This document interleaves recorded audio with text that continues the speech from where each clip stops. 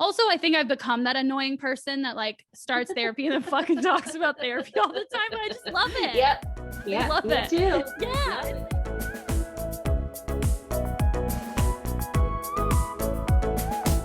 Welcome to Liquid Courage, the podcast where I, Amanda Pereira, sit down with a fellow artist that I admire and ask them the questions I've never had the guts to ask them before.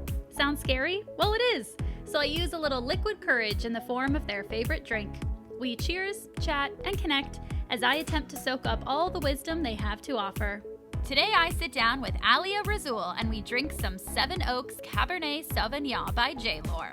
I might be saying that wrong. ALIA is a Canadian Comedy Award-nominated writer and performer, and a founding member of the Tita Collective, an all-Filipina award-winning ensemble of multidisciplinary artists based in Toronto. She is an alumni of the Second City Conservatory and the Bob Curry Fellowship programs, and understudied 2 seasons of the award-winning She the People.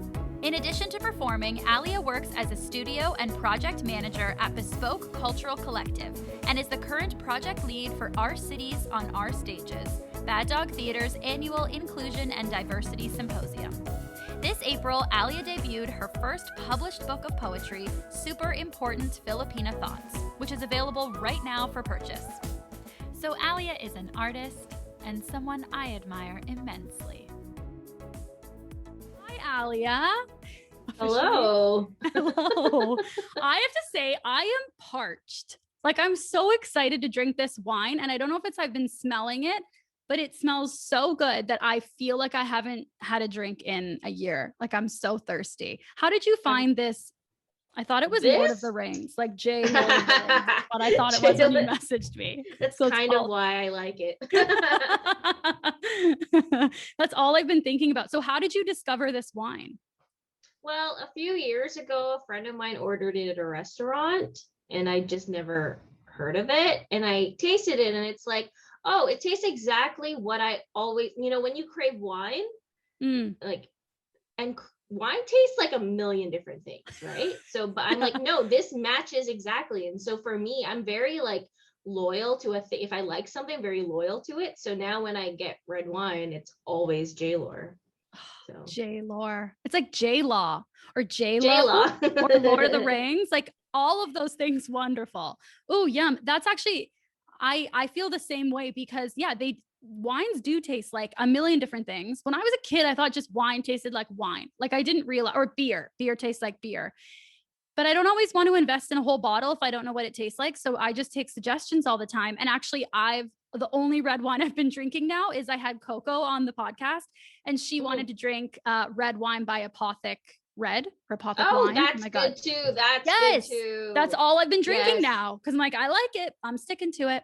Well, cheers, ALIA. Thank you so much for being here virtually with me today. I'm so excited to try this because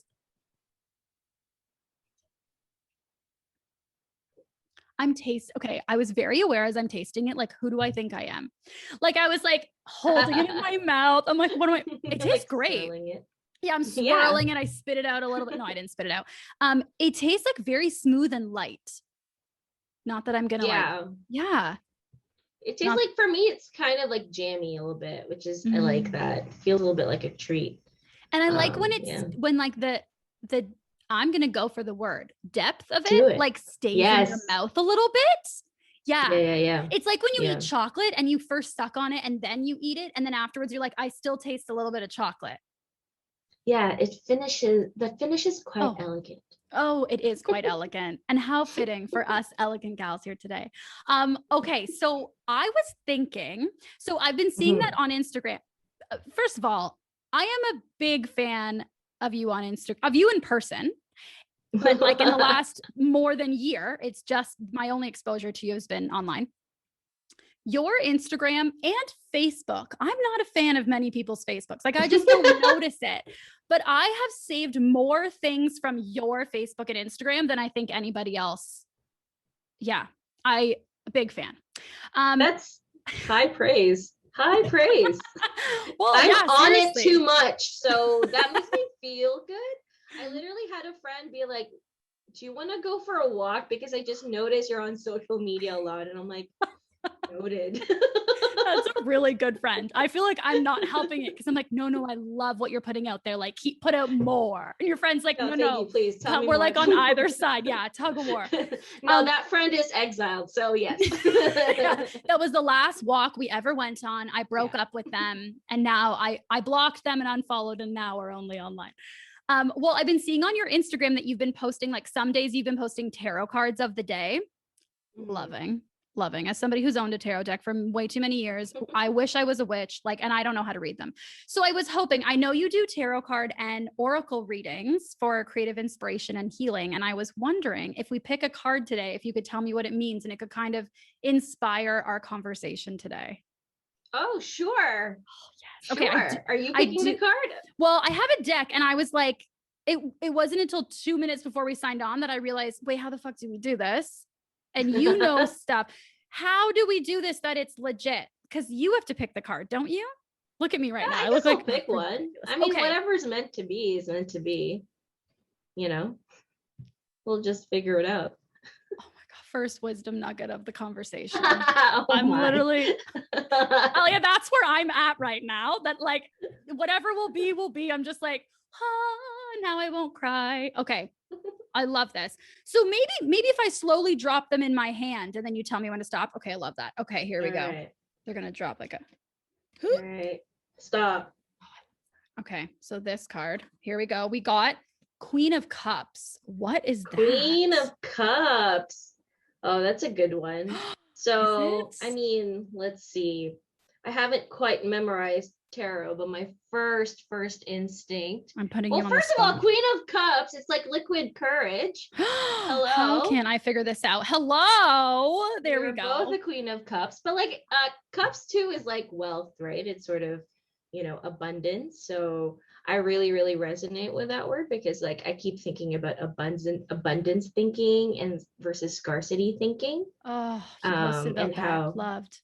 Yeah, and that's sort of like where I'm at right now. It's like how to be generous, like being generous and having a generous spirit takes a lot of work. So you need to make sure that you're well rested, you're in a good place to continue to like give to your community.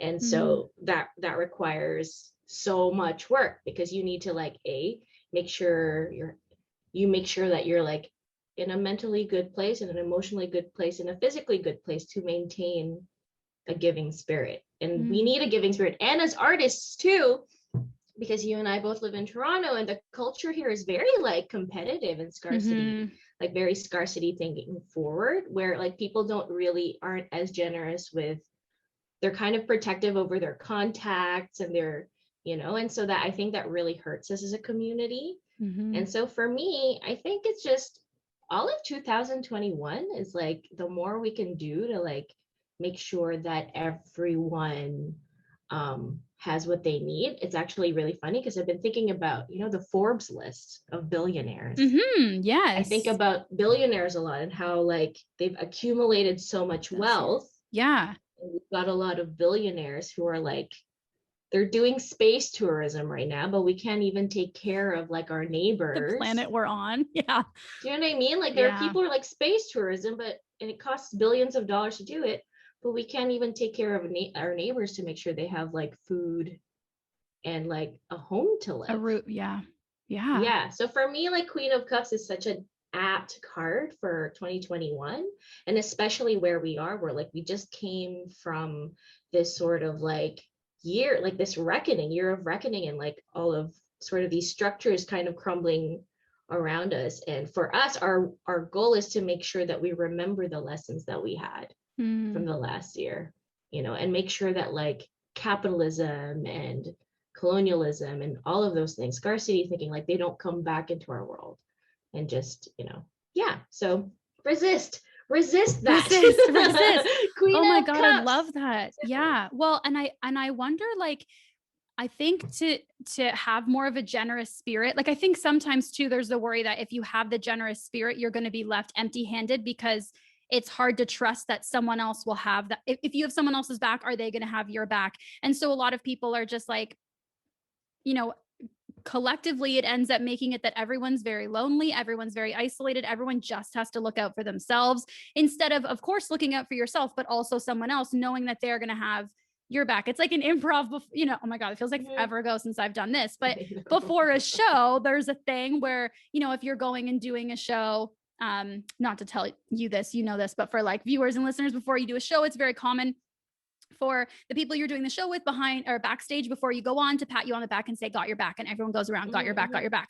But you don't know if it's coming back. So sometimes I think it's easy to get very jaded and be generous once, generous twice, generous a third time and find out, oh, but nothing's coming back and you feel depleted. Like how do you maintain your generous spirit without while making sure that you are giving enough to yourself as well and not feeling jaded or depleted by the process? Yeah, that's a really good question. Well, I mean, a part of maintaining a generous spirit is having very healthy boundaries, right? And like healthy boundaries for me, like I'm 33 and I really have only learned how to draw boundaries in the last year. And it took a lot of hard knocks and therapy to really like get to a point where, oh, this is what I'm okay with and this is what I'm not okay with and this is what I want out of life. So I think in terms of generosity and community and all of that, like of course there are people who are going to want to take advantage, and just because you say, hey, you've taken advantage and I'm feeling depleted, so closing up shop for now.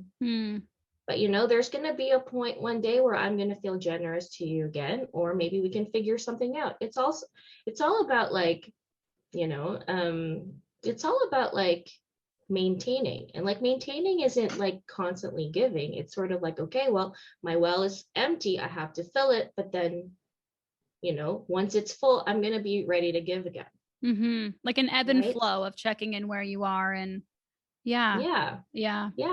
And like we're always like, as humans, like sometimes we're at a place where everything is bright and sunshine, and sometimes I can't even get out of bed. And so I think for us getting into sort of this habit of like the people who can give or who are at the place because mentally, socially, in terms of privilege, they're in a place that they can give, that they will give.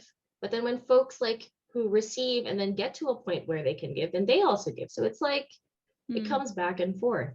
And then once in a while, yes, of course, there are people who take advantage. And they're different. There are different like sort of strategies for them, right? So it's I think, so for example, if it's a friend of mine who's taking advantage of me, then it's my community. It's not just me. It's my community's job to help me tell that friend, being like, hey, you're not cool. So we have to come at things as a collective, right? So yeah, I don't know if that answers your question. Yes. Oh my gosh, yes. And boundaries. I read a post a while ago. I swear this will not just be like a conversation of me quoting all of your posts. Like I promise I will not do that. I already am like, ew, stop. But you were posting how much you love therapy. And I was just in my room like, yeah, reading it. But that boundaries, I think, is a huge thing. And I'm trying really hard. Like it's so hard for me to not see boundaries as equaling selfishness, like as not equaling rejecting somebody, abandoning them, leaving them out in the cold per se. You know what I mean? But I think that's also just, boundaries are not really taught in a positive way very much growing up. Like just, I don't know. I don't even know where exactly I got those messages from, but definitely that is a hard thing. And it's only when I started practicing, like putting into practice, just dipping my toe and like, oh, maybe I put up a boundary here and here. Like, wow, I'm such a better friend right now. I'm such a better partner. Like I am such a better person to other people. And I think it's hard. Have you ever, like, what are your experiences with implementing new boundaries and sort of like testing those waters? What do you do when there's pushback from people that you care about? Yeah, it's really interesting because I've just had a series of conversations with people I care about where I had to draw boundaries with them. And the thing is, like, when you're in a community with someone, you're kind of committed to them, right? So especially if they're friends and we're your family. So it's always, the conversation is never like our relationship hinges on the results of this conversation. For me, it's like, listen, I love you. I'm committed to this friendship and I want to be your friend. But this is a thing that we need to work through, right? So I'm going to try to communicate to like my needs as best as possible. And I'm going to try to listen as much as possible. And if we're at an impasse right now, then maybe like as friends, we need to take a break. But remember, I'm committed to you. So this is for people that obviously like you're committed to, you know, because for me, like there are a lot of people too who are like, you know what, I'm not that committed to you. And like on a regular basis, you kind of take energy from me. So I'm like, I'm going to put a pause on you for now. Be well. Don't get me wrong. I'm not like, you know, I don't want to hold growing up, like I could be a really, really petty person, and that's exhausting to be a petty person.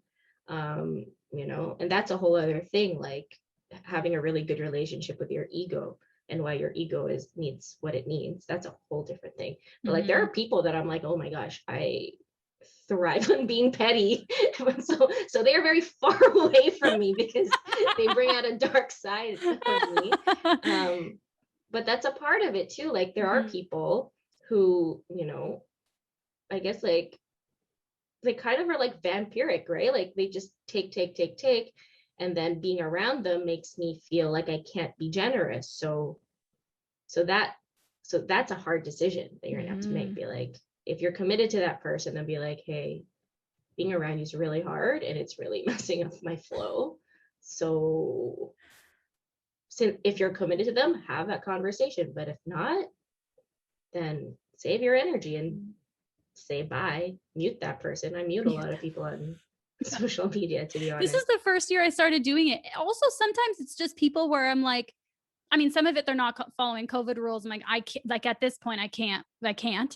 But also some people, you know, it's like, oh, I want to follow you because I think that, I don't know, that's a whole thing I've been thinking about lately. Like, shouldn't my Instagram isn't like a Rolodex of who I care about. My Instagram is a curated online atmosphere. So who do I want? Like what content do I want to be seeing? It has nothing to do with who do I want to be in contact with.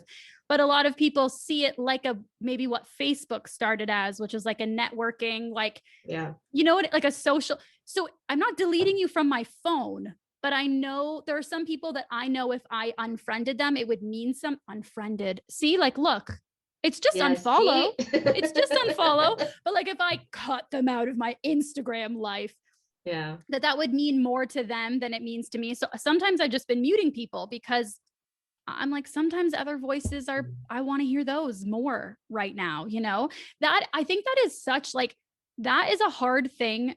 I've struggled with like how you mentioned being around people and maybe they're vampiric. And I'm like, fuck yes, because I feel like I go full Stockholm syndrome when I'm around people. I think a little bit people pleasery where it takes a lot. Once that relationship maybe dissipates naturally, then I think I stayed in that shit for 5 years and thought I was being awful. Like, but one thing I've been trying to do is reflect on like how, especially now when I'm not physically around people, thinking, how do I feel about myself and how do I feel in my body when I'm around that person? And it's not how they make me feel. I'm not going to give them that power, but like, how do I feel? Do I feel relaxed? Does my nervous system feel like activated or relaxed? Or do I feel fun? Like, do I feel like a cool, fun person? Or do I feel like a tiny little thing trying to prove her worth? Like, that's an indicator of how you feel on a cellular level and an emotional level around people. And I'm just trying to follow the people that make me feel good instead of the people that I'm trying to convince that I'm good, you know? Yeah. Yes. Everything you just said. Yes. It's so hard. It's so it is hard.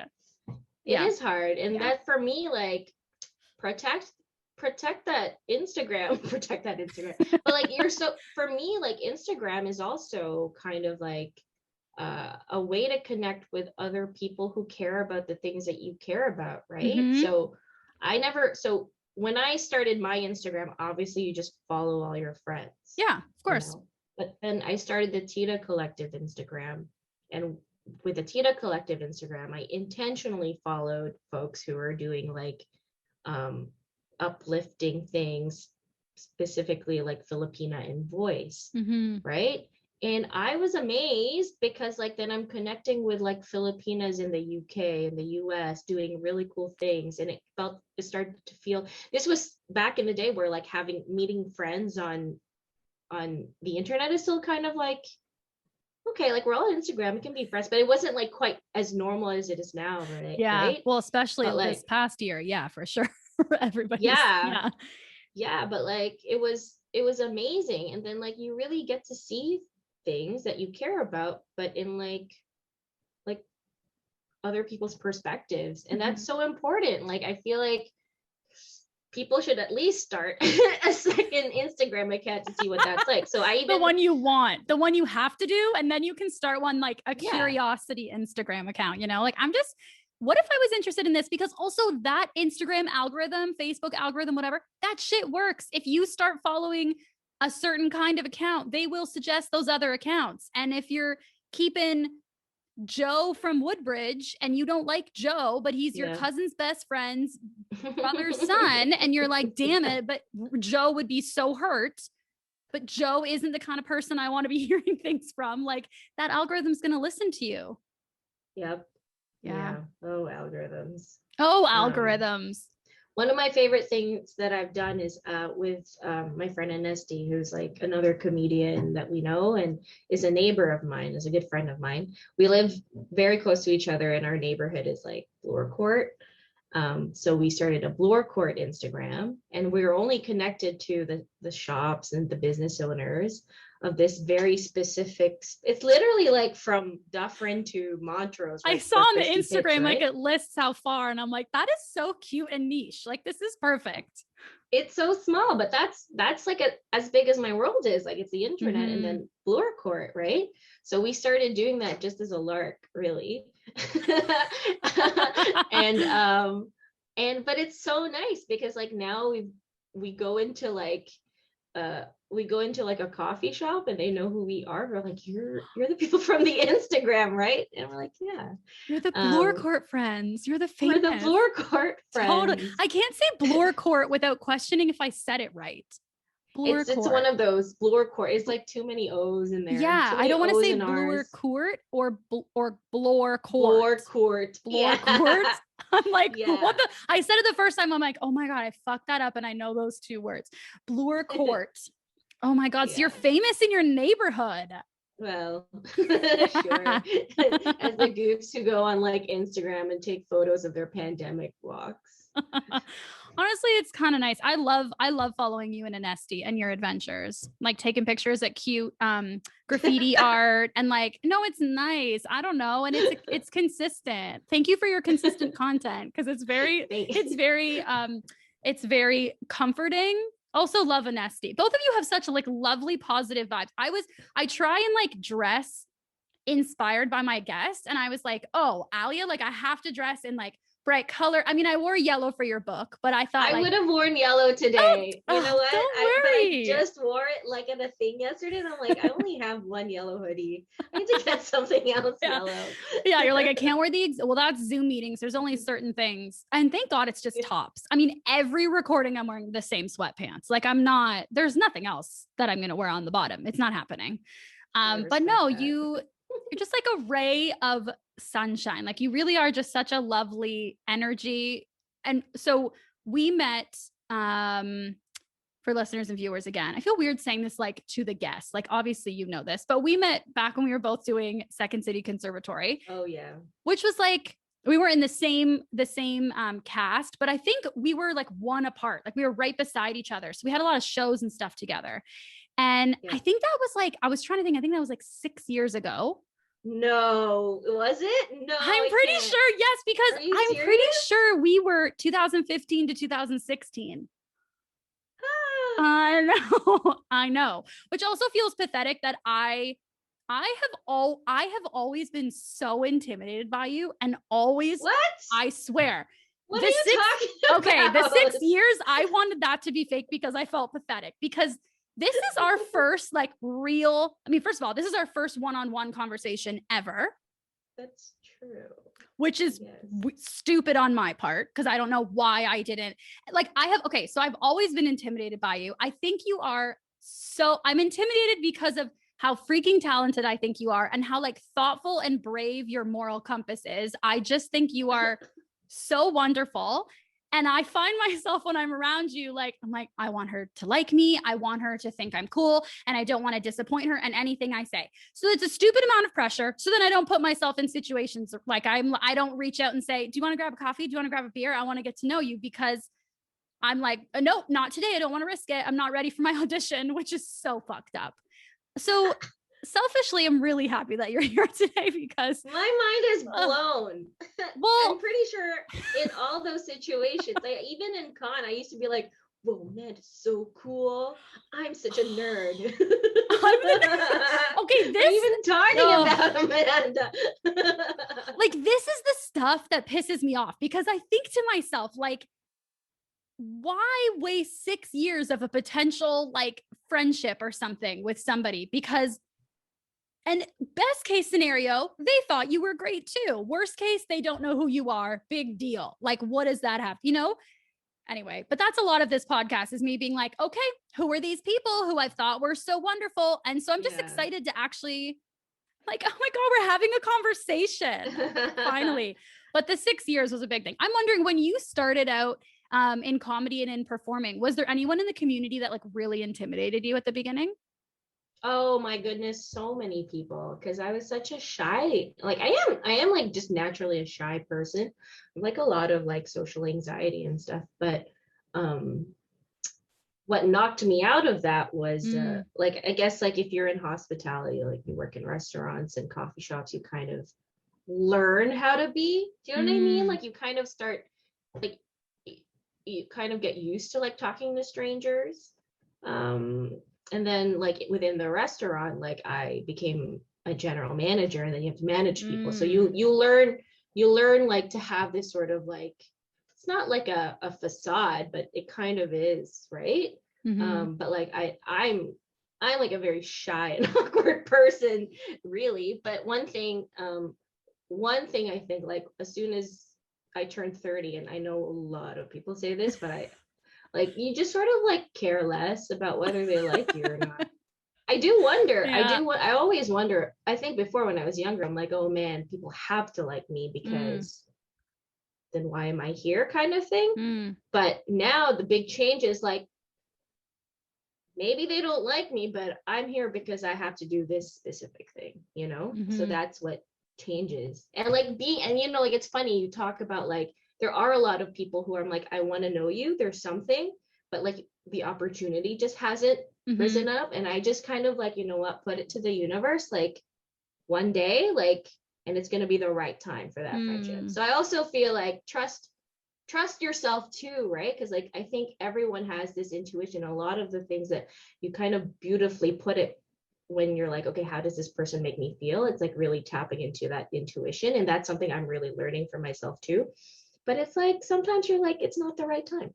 It's not the right time. So, and maybe even not the right time, like where you're at in your life. I think some people I might have chased or wanted approval from like past dynamics that I wish turned out differently. Like, there's that there's that thing that as a child, if you have like a dynamic or a relationship that didn't quite work out the way you wanted, or like a first love or something, that you sort of then put yourself in places to to replicate that exact dynamic, to hope for a different outcome. And I look at some people that even before COVID, like that, I thought, oh my God, I want them to like me, or do they like me? Or I felt that like wanting that validation or approval. And I'm happy that I didn't have the opportunity to run into them, because I thought, ooh, Amanda, like you were not in a place, because you would have gone in and just lost yourself. Like you're just going after that because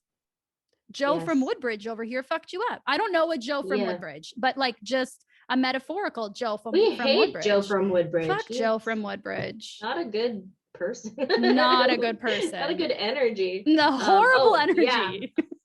But I didn't answer your question. So a person who intimidated me, a few actually. So I mean, one of them is Kirsten Rasmussen, who has been a teacher and I've worked with since, and is like, I would consider a friend now. But in the beginning, especially when you're starting, it's like, oh, Kirsten Rasmussen is like the funniest person in all of Toronto, because like Kirsten Rasmussen too was like the first was part of the Catch 23 that I saw, which is like a Catch 23 is like that Friday regular show at Comedy Bar, also at Bloor Court.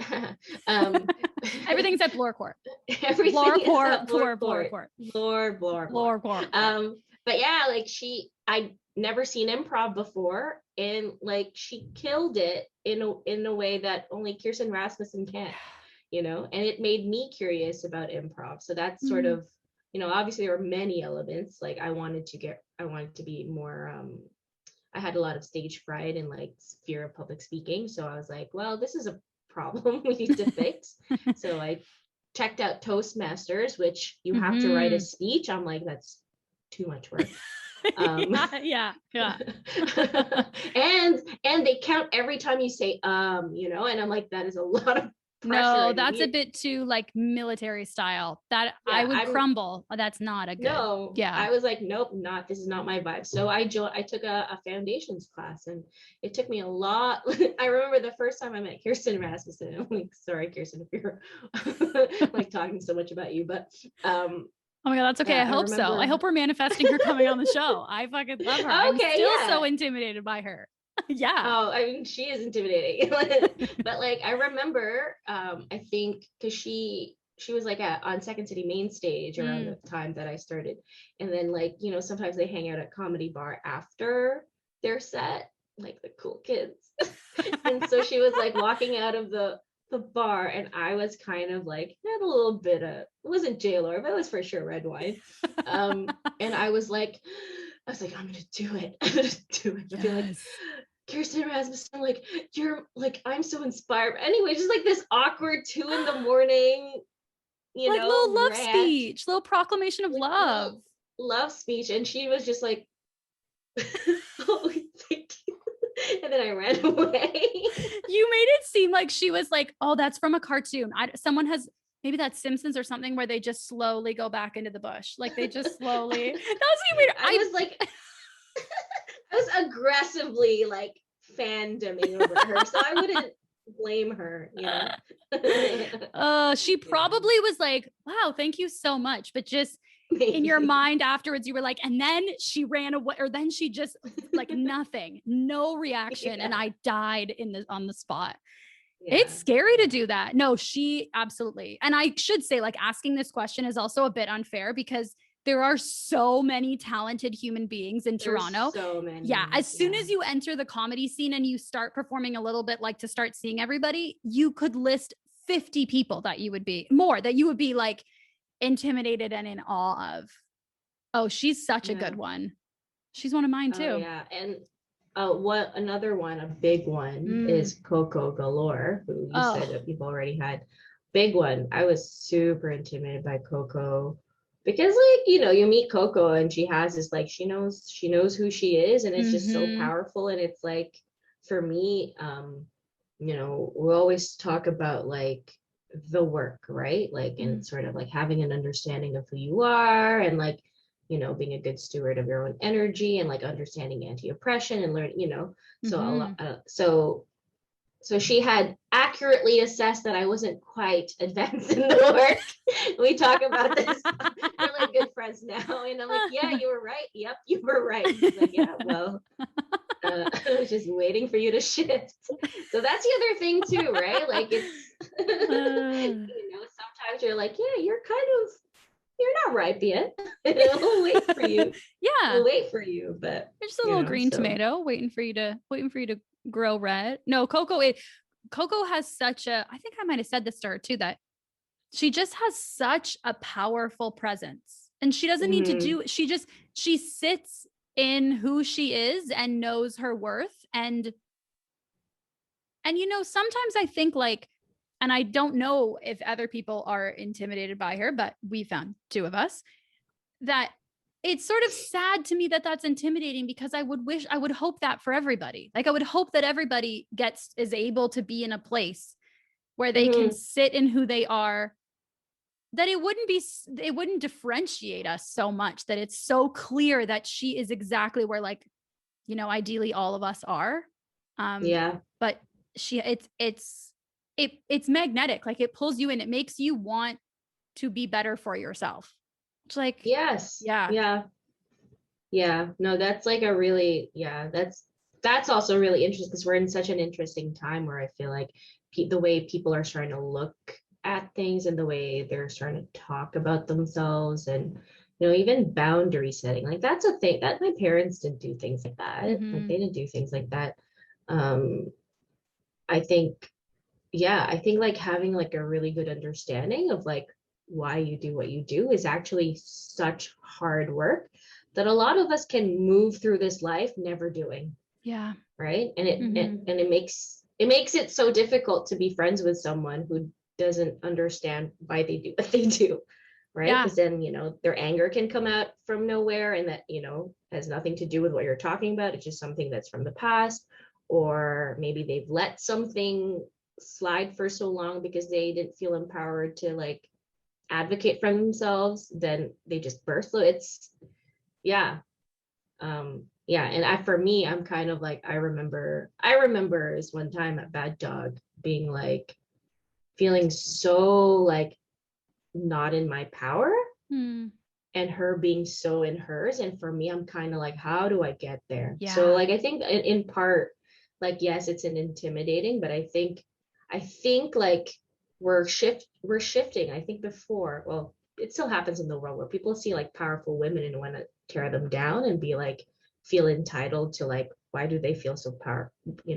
Why do they look so powerful? But I think now we're like kind of hopefully raising a generation of folks who are like, that person's powerful. How do I become like that? And again, that's abundance thinking, right? Exactly. So it's that's the scarcity thing, abundance. Absolutely. Again. Yeah. It's less about like, especially in our work, it's like, oh, how did they get that show? And it's like, okay, they got that show. How do I get what they have? If they can get that, I can get that too. Instead of like, that show sucks, I'm gonna do everything I can to tear down that show. Do you know what I mean? I'm like, that show. So it happens though, and it's like not necessary. It's more for people to like, I don't know, satisfy their ego. Yeah. And less about what they actually want. Like, I actually don't think people want to do that. It just feels good at the time to do it. Yeah. It's like it's the like immediate release kind of thing. Like, oh, I'm uncomfortable. And their first response, instead of thinking, and not to judge or criticize or like blanket statement this, but if you're feeling uncomfortable, instead of immediately being like, oh my God, how do I get out of this? Just sitting and being curious about it. Why is this making me feel uncomfortable? Or why do I want to tear down this show?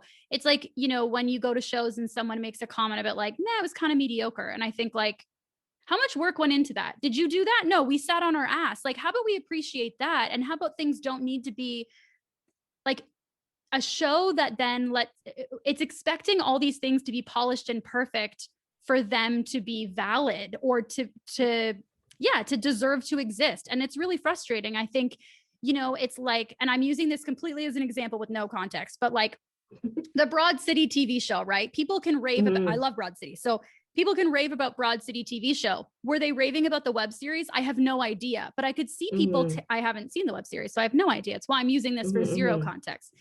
Is like, people could see that and tear it down. But then as soon as it's a TV show, then people are like, oh, here's the legitimacy. And I think valuing the work that people are putting in and the process of it is just as valid as seeing something that's perfect and saying, oh my God, now I can say it's good. It really is just, it's like, if you're not also doing the work and trying, I don't think you get a comment on it. I don't know, unless it's a great fucking job. That was awesome. You don't get to comment unless you're also doing it, because you don't know what goes into it. And it just, I don't know. That's a boundary I'm setting. Like, no. Well, that's like, just to bring, like, I have kind of like personally too, right? I think going through the conservatory program and then doing a few fringe shows and stuff, and then usually like the next step is to get a TV show or like get in a writer's room, get a few commercials. And there was a point where at the end of conservatory, and like when people were starting to get hired by Second City, there's a point where it's like, well, why didn't I get it? And I really I went there. I'm like, oh, someone would get a job at a TV show, and I'm like, well, why did they get it and I didn't? And for me, like I look back at that now, and I'm like, ALIA, you wouldn't even want to work, like you don't even want to work on TV. It doesn't matter. It doesn't matter if it's something you would actually want. You just want people to want you to do it. Like it doesn't even matter. Yeah, you're like, why didn't I get hired? Why didn't I get hired as the fucking, I don't know, accountant at this firm? And I'm like, I have no interest, but it doesn't matter. Yeah. That's so funny. But that has to come from, that helps though. Like that helps. Like, right? Just, well, what do you want? So I actually did this kind of grim exercise where like those charts that are like how many weeks you have left in your life or whatever. This is very grim exercise where I made an Excel sheet. Yeah. And it's already like a terrible thing. If you're starting in like my life and then you're pulling up an Excel sheet and you're like, okay, ALIA, I have to say though, that is what I do. Like I have so many Excel spreadsheets. No, I have so many and I'm so proud of them. Sometimes I just go into my one for the podcast and I just play. Like I just test out algorithms. No, I'm on this. Okay. I'm like, what is this Excel spreadsheet? No, I'm with you. I'm glad. I just belittle it so I can be more relatable to people. Okay, I wasn't sure if you were belittling. Yeah, I didn't know if you loved it or if you were like, no, it's stupid. And I was like, you know what? You have to say it because that's what this is about. Be brave. I love Excel spreadsheets. Okay, I love it. That is the bravest thing I will say. Like I love Excel sheets. I love Excel sheets, and I don't care who knows it. Okay, they're literally Excel and PowerPoint. Yeah. Like, I have a degree from a pretty good university, but none of my bosses cared. They were just like, can you make a PowerPoint? I'm like, yes. No, that's the secret right there. Screw a degree. It's true. I'm like, you don't need a degree. Forget that debt. Forget that debt. So, just buy Microsoft. What is it? Microsoft Word? I don't know. Like when you buy all of them together. Office. Yes, Office. Just buy it. Not an ad. No, they are not sponsors of the podcast. I wish if Microsoft, even just Excel, like if it was a branch and they sponsored this podcast, I would die happy. Speaking of dying happy, back to your Death Excel. All right. Yes. Okay. Death Excel. Right? I need to know. I might make one. I basically don't. It's really sad. So I like put sort of like a column, which is just like, these are the years that I have left. I think I'm gonna die at this year. What year? Can I ask? And you can pass. What year? I said 85. Okay. 85. Okay. 85. Okay. I'm like, for sure, maybe I wouldn't want to do art projects. Maybe, I'm not sure. I don't know. I was like, let's reassess. That's what I was gonna say. You'll still love Excel at those ages, so you can reassess at 80, at 75, whenever you want. Okay, fabulous. For sure. You can grow with you. Okay. I was like, okay, like let's put all the projects we want to achieve each year. Ooh. And I just couldn't fit it all, the things I wanted to do. I couldn't fit it all. I was like, because then the formula suddenly was like, well, you can really do one big thing a year. That's 50 things. That's not a lot of things. And so a part of me was just like, well, why am I going to get sad about people doing well in other things? And I'm like, I don't even have time for that. It's not even on the Excel and you're sad. And it's like, no, if you're not on the Excel, if it's not on the Excel, you can't get disappointed. I think that's really like, even listing out, even if I don't list 50, if I list out like 15 things that I really, really want to do, you're right. You can't reasonably get as much done in a year as you expect yourself to. I start feeling anxious about that. Like, oh, then I'll never be able to do all of these things. Or I start thinking like, well, then I need to start doing it now because this years are like, I can start getting anxious about it.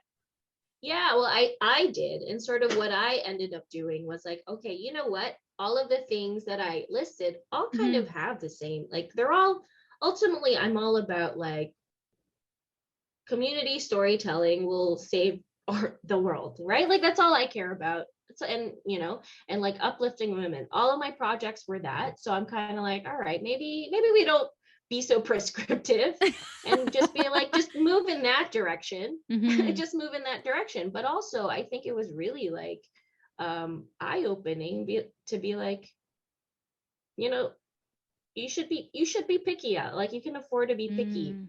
you know? Mhm. So what if one of them is like a 7-year Lord of the Rings type trilogy? You know what I mean? That's gonna Yeah. take 10 of those years. It's going to take a while. It's going to be 10 out of the 50 and you might be really happy about it or maybe not, but you Yeah. might be really happy. You could drink your Lord of the Rings wine the whole time and Yeah. know that like It's will just be true. called J-Lore. I'm glad you said the name of it because when you messaged it to me, first of all, I read it like J Lord of the Rings, but then I read it like, no, I was like, no, J-Lore. And I thought, did I just brutal the name? Like, did I get it right? So I'm glad that you said it first so that I knew I what don't it know. This is. is what I've been calling Right. it. So, you know, it's what it's called now. Well, I've if you never call it that, actually I'll call it checked. that. If you're a bird, I'm a Yes. bird. That was too intimate of a reference, but like that was the only reference I could think of. I love like it's so interesting that we keep coming back to like scarcity and abundance. Mhm. I really think that is just like an underlying thread through so many, I mean, through Yeah. like professionally, personally, spiritually, psychologically, like all of those things, it comes into play. I actually read this Yeah. like funny thing like so long ago. Where it was like people go to therapy to work through issues put on them by people who don't go to therapy. Yeah. And Yeah. I sometimes I dream about a place, and some people, this is not the case, but like I dream of it sometimes where I'm like, what if everyone just was forced to go to therapy and they all got to pick their therapist? I mean, this isn't fair. Again, this is like people going to therapy to deal with the issues I'm putting on them now for having to go to therapy. Like it's wrong. But I just think sometimes I'm totally with you that it's like, this isn't my shit. Like, go work out this problem. I remember in high school dating this boy. I was a girl at the time. It's okay. We were both young. I felt weird saying I dated a boy, but like I was a kid too. And I had to preface I was in high school. Thank you for clarifying. But I was also high school age. I could have been older. Maybe I failed a bunch of grades. Okay. So we were both of legal appropriate age. Yeah. And just anytime a boyfriend like got jealous, I remember instantly, and I would say it, I'd be like, I'm not doing anything that deserves to lose your trust. So this is your issue. So like I'm not going to be we're not going to be having conversations about your jealousy in these situations. Like you go work that out and I will work through you on relationship things. This isn't a relationship thing. This is a you thing. And like I'm not working through this. Like no. It's like it gets tiring sometimes when you're like, stop putting your bullshit on this. I'm trying to work through I have my own bullshit. Like I'm trying not to spill it on you. And it's reasonable that some of it gets spilt on people, but when there seems to be no effort to figure out what your bullshit is, I have very little patience for it spilling on me. Oh man, teenage Amanda really knew her stuff. Teenage Amanda knew some things and other things very baby in her. And that's okay. Well, teenage ALIA would have just like completely internalized all that stuff. You know? And I did for a long time. I was like, this must be my fault. Because like everyone's, you know, like for me, I'm like, everyone's like a neutral, you know. But no, I think everyone should have therapy. Like, you know, like how everyone's kind of expected. Not everyone has one, but everyone's kind of expected to have a family doctor. So if you could just get there, that'd be so amazing because like you really get to know yourself in a way that's like very satisfying. And that's my experience. So yeah. No, I agree. And making it accessible, like I mean, and not that GPs are completely accessible, but even making it accessible how GPs are would be a nice start for people because there are a ton of boundaries to people accessing therapy. You know, like I feel so lucky that I'm able to access it the way in whatever, you know, situation that I am right now. And like and I know like lots of people when I've because Also, I think I've become that annoying person that like starts therapy and then fucking talks about therapy all the time, but I just love it. Yep. I Yeah, love me it. too. Yeah. Love It's it. like, Yeah. and I think a lot of people have said like, oh, well, I can just work through it on my own or like, and I get it. And you can be so intelligent and so self-reflective. And there's just, I don't think that there is a substitute for having another person, like a therapist, who is completely there for you. Having another human being be on your side for an hour, Yeah. life-changing. Like it just is. Yeah. Well, the other thing too is like everyone expects their friends and family to be there to do that work, which is unfair. Yeah. You know, I mean, I remember having so there's a lot of stigma about talking about mental health, or there was, it's getting better, I will say, but there's a lot of stigma about mental health in the Filipino community. And I was on this panel where I'm like, obviously talking about therapy as I do. And the person next to me literally was like, yeah, but you know, you should go to your friends and family first, because then they're not really your friends and family if they can't absorb that for you. And I'm like, no, I don't agree. Like, that's not fair. Like, they have their own stuff too, you know? Yeah. Like, it's also not fair to you. I think it's not fair. If I'm a friend, it's not fair to expect me to do it. And also, I'm not equipped to do it. Yeah. Like I'm not in a place to be able to do it. Even on my best day, I can't replace that. You can go to your friends for support and all those things. But I mean, even like you deserve better. You deserve better therapy than your friends are able to offer. That's just that, you know, like it's, yeah. Yep.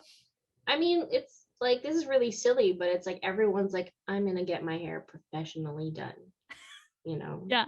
And I'm like, all right, well, go ask your friend to do it then.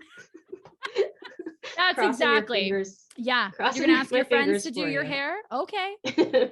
Cool. Right. No problem. You want your friends to do therapy? Let them cut your hair. Some friends will be better at it than others. Yeah, totally. You know, speaking of that, I just box dyed my hair for the first time this year. And I was like and to be honest, like I didn't go, it's not like I went big or went home. I went home. I can't tell if it's washed out yet. Like that's how similar it was to my hair that I'm not even sure if I did anything.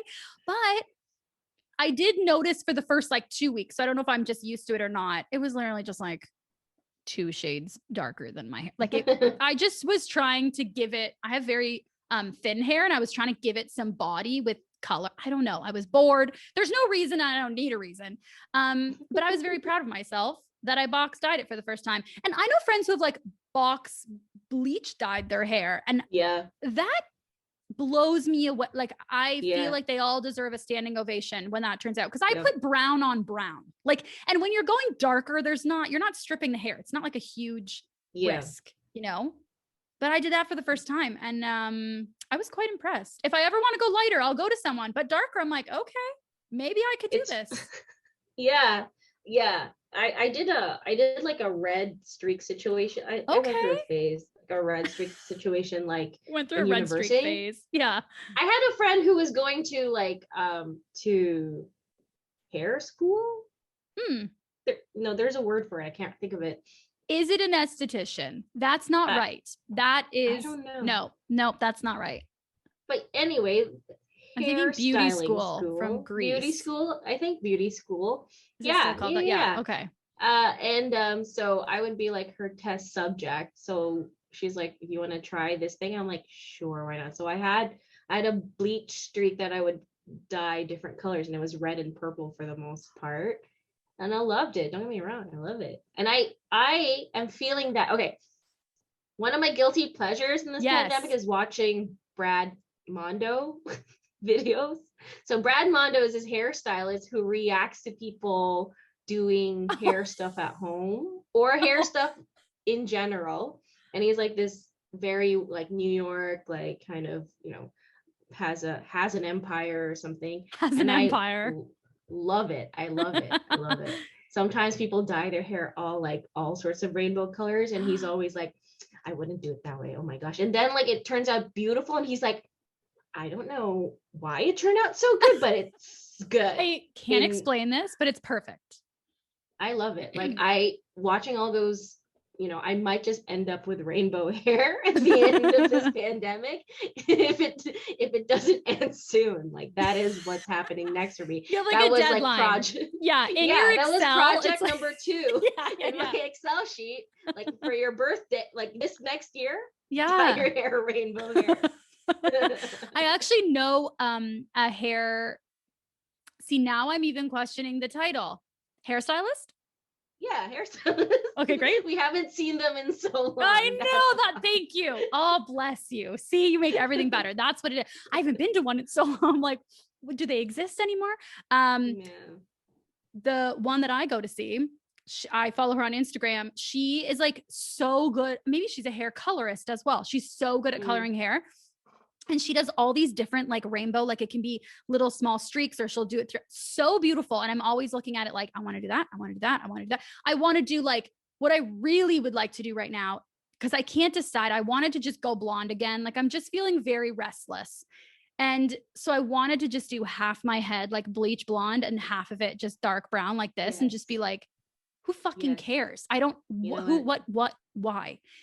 I'm like, here for this. Like, thank you. It's funny because I'm saying it as if it's like the riskiest thing ever, but like I'm an Excel spreadsheet girl. Like this is a risk for me, But the thing yes, row row H column 3, or it's the other way around. Half blonde equals blonde plus brown. That is my algorithm. No, because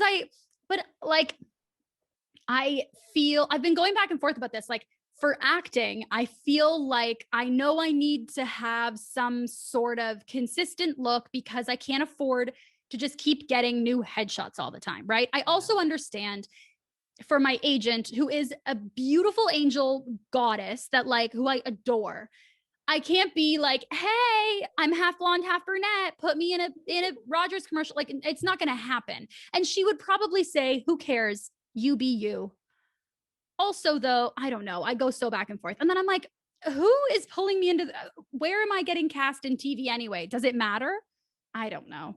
I go so back and forth. I see some casting things now that are like have interesting looks. So I don't know.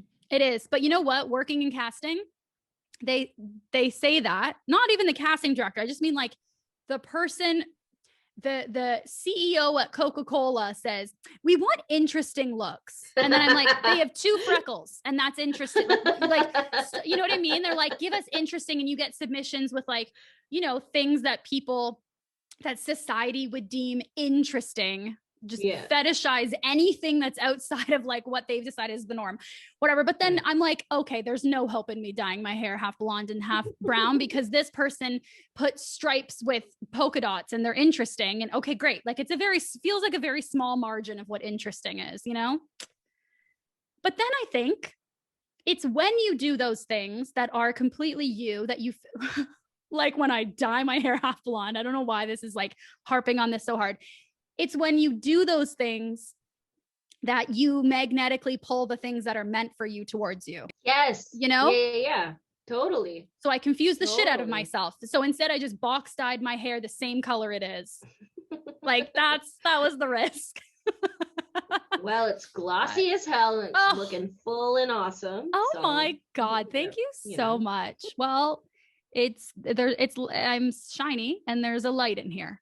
That's what it is. I do want to ask you, I know you mentioned having stage fright and like nerves about performing. I was listening to again, I sound like a loser, but I was listening to a podcast you were on. I listened to all the podcasts that you were on. Thoroughly enjoyed all of them. But you had mentioned that you had a lot of stage fright and that you could like never could picture yourself as a stage performer or as a performer, like always that you were interested in art, but performing seems sort of out of reach or like not a possibility. And you mentioned that you think you still have stage fright. Mind you, this was 2020, so maybe it's changed. But you mentioned you think you has anything changed since last year? So many things and also nothing. You're mentioning you still feel like you have stage fright, but you've just developed tools in order to manage it. And I'm wondering, I hope this isn't putting you on the spot, but like, I'm wondering, what are those tools that you found that sort of help you with stage fright? Because I found I have more stage fright now than I did in the beginning. Like it's building as time goes on, which is That's frustrating and confusing. Yeah, I hate it. I'm awful. curious about that. That's interesting. Well, okay. To answer your question, Yeah. I mean, like we did improv, right? And so improv actually is like really so integral to like kind of that toolkit. Because like one of the things that they teach you is sort of like to embrace failure.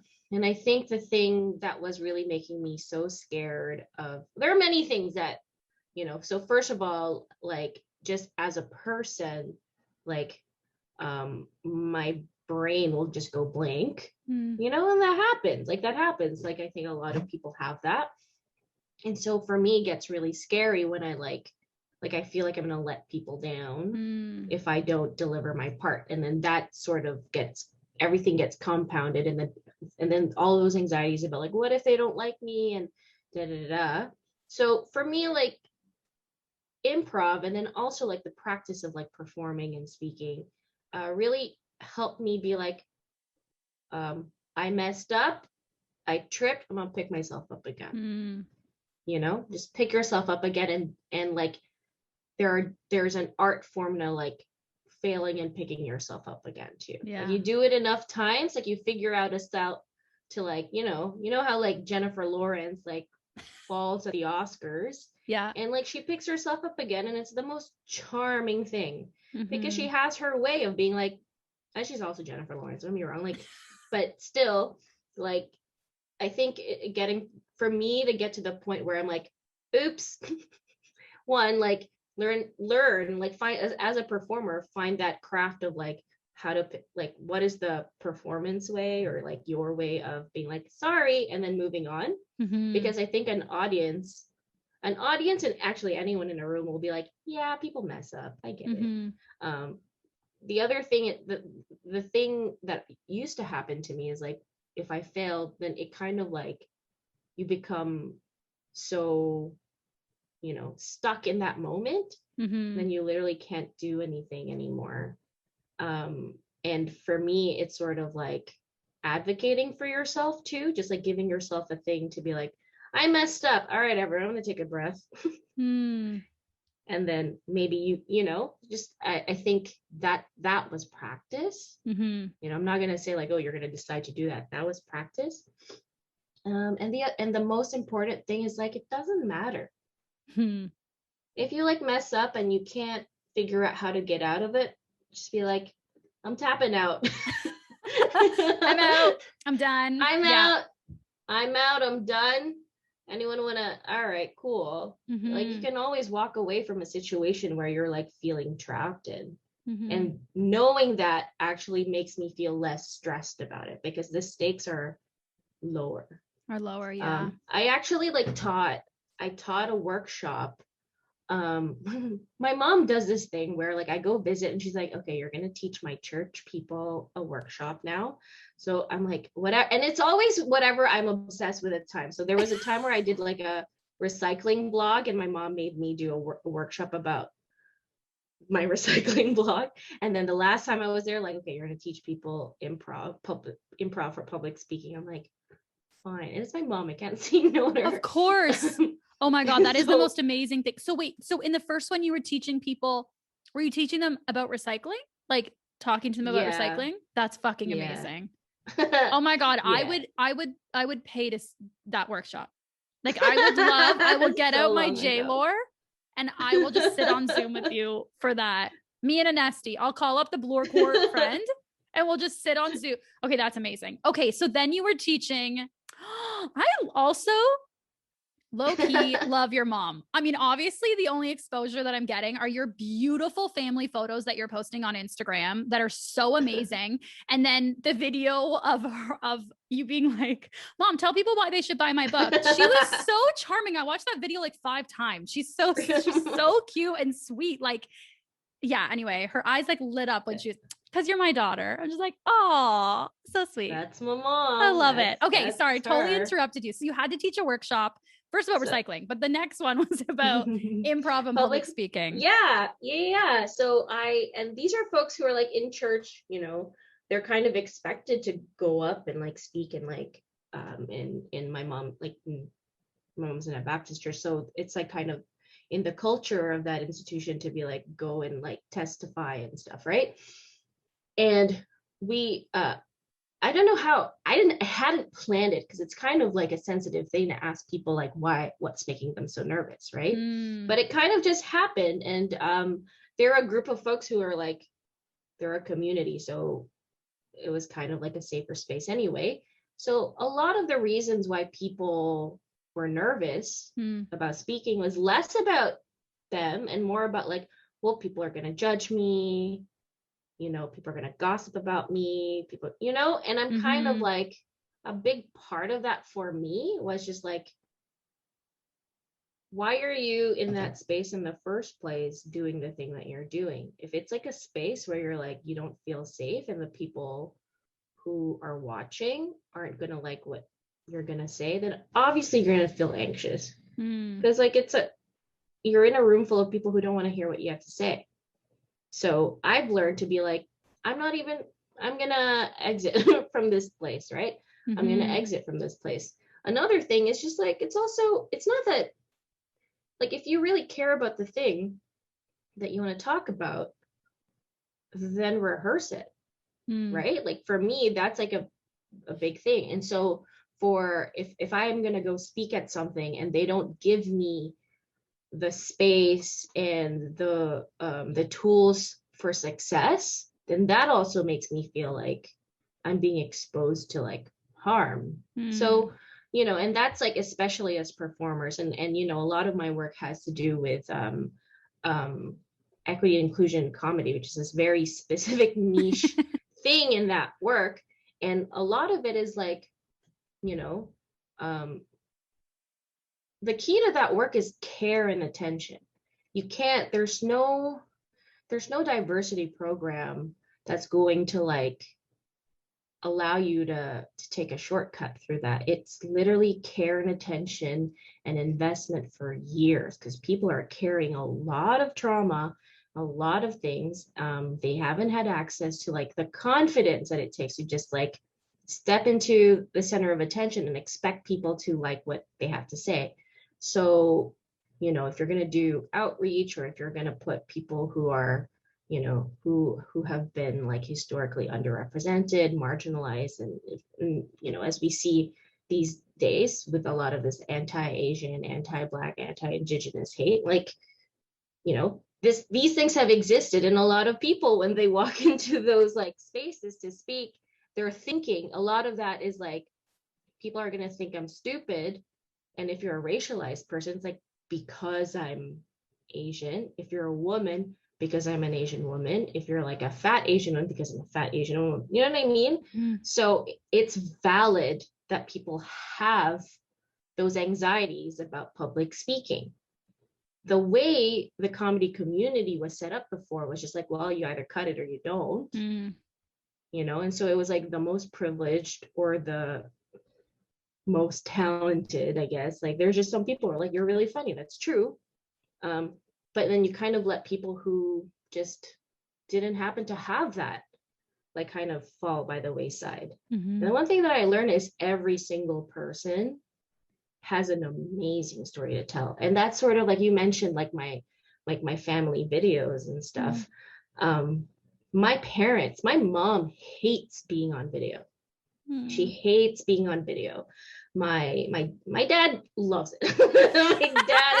my dad is born for the stage, born for the screen. Born for the stage, but just never put himself in that position because I think, you know, being an artist was just not an option for him.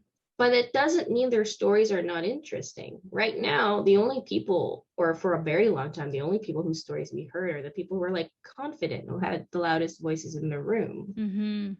That's like a very, you know, and I think the world is shifting so that like when we're thinking of inclusivity, it's more like meeting people with the energy that they're at and like really taking the time to find what they need to make sure that their story shines. And that is a lot of work and investment, you know, and that takes a lot of generosity everyone's parts. Mm-hmm. And that's why it's important that like everyone, it's like such, and that's the thing, it is hard work because like we did this thing to the planet and we did this thing to our civilizations for hundreds of years, and we have to undo it, and it's not going to take like an equity workshop to do it. Right? Doesn't take an hour on a Thursday morning to undo years and years and years of an hour on Zoom on a Thursday morning. Yeah, absolutely. Yeah, I even forget what your question was. Oh yes, tools and strategies. Who cares? But That's fine. This was but like tools and strategies, it really is like care and attention, and like really knowing why you want to be saying what you're saying to the people you're saying it to. And it's the main thing is like, again, like the main thing for me was like embrace failure, which is like the most like, here's the quote, embrace failure, but it's true, embrace failure, but also know why you want to do it. If you're going to do it for yourself, then it doesn't matter what they think. You know, if you believe in what you're going to say, it doesn't matter what they think. If you know your mind goes blank, I literally write, like, just do everything you can. When my brother said this thing to me recently, and it's really, really like burrowed deep into my skull, and he's like, use everything in your arsenal and like think out of the box, right? And I was like, oh yeah, you're right. So for example, my brother's going to anyway, sorry Rajik, but my brother's in university and he's struggling with a course right now, like which all of us have struggled with a course. There's always at least one. Yeah, of course. Right? And my brother said to him, like, use whatever you have. And then my brother's like, well, what I have is my family. So we are all doing his homework together. Which is like, gosh, come on. But it's not a thing you think of, right? Like, it's not a thing you think of in university, because in university, there's this thing like you're expected to do it on your own. At universities, like when it comes, but like that's not true. Like no one who made those rules up. No, you're a child also when you go to university. If like most of the time when you enter university, you are still a child. Like it's, you know, and you have, there's so much pressure and you're made to feel like you are capable of those, or that you should be able to make those decisions and absorb everything and change your lifestyle and all these things. And you're like, but what if I'm not ready? Like tiny little voice, like, but what if I am not there yet? Or what if I'm struggling with this one specific thing? Like, there doesn't need to be any shame about it.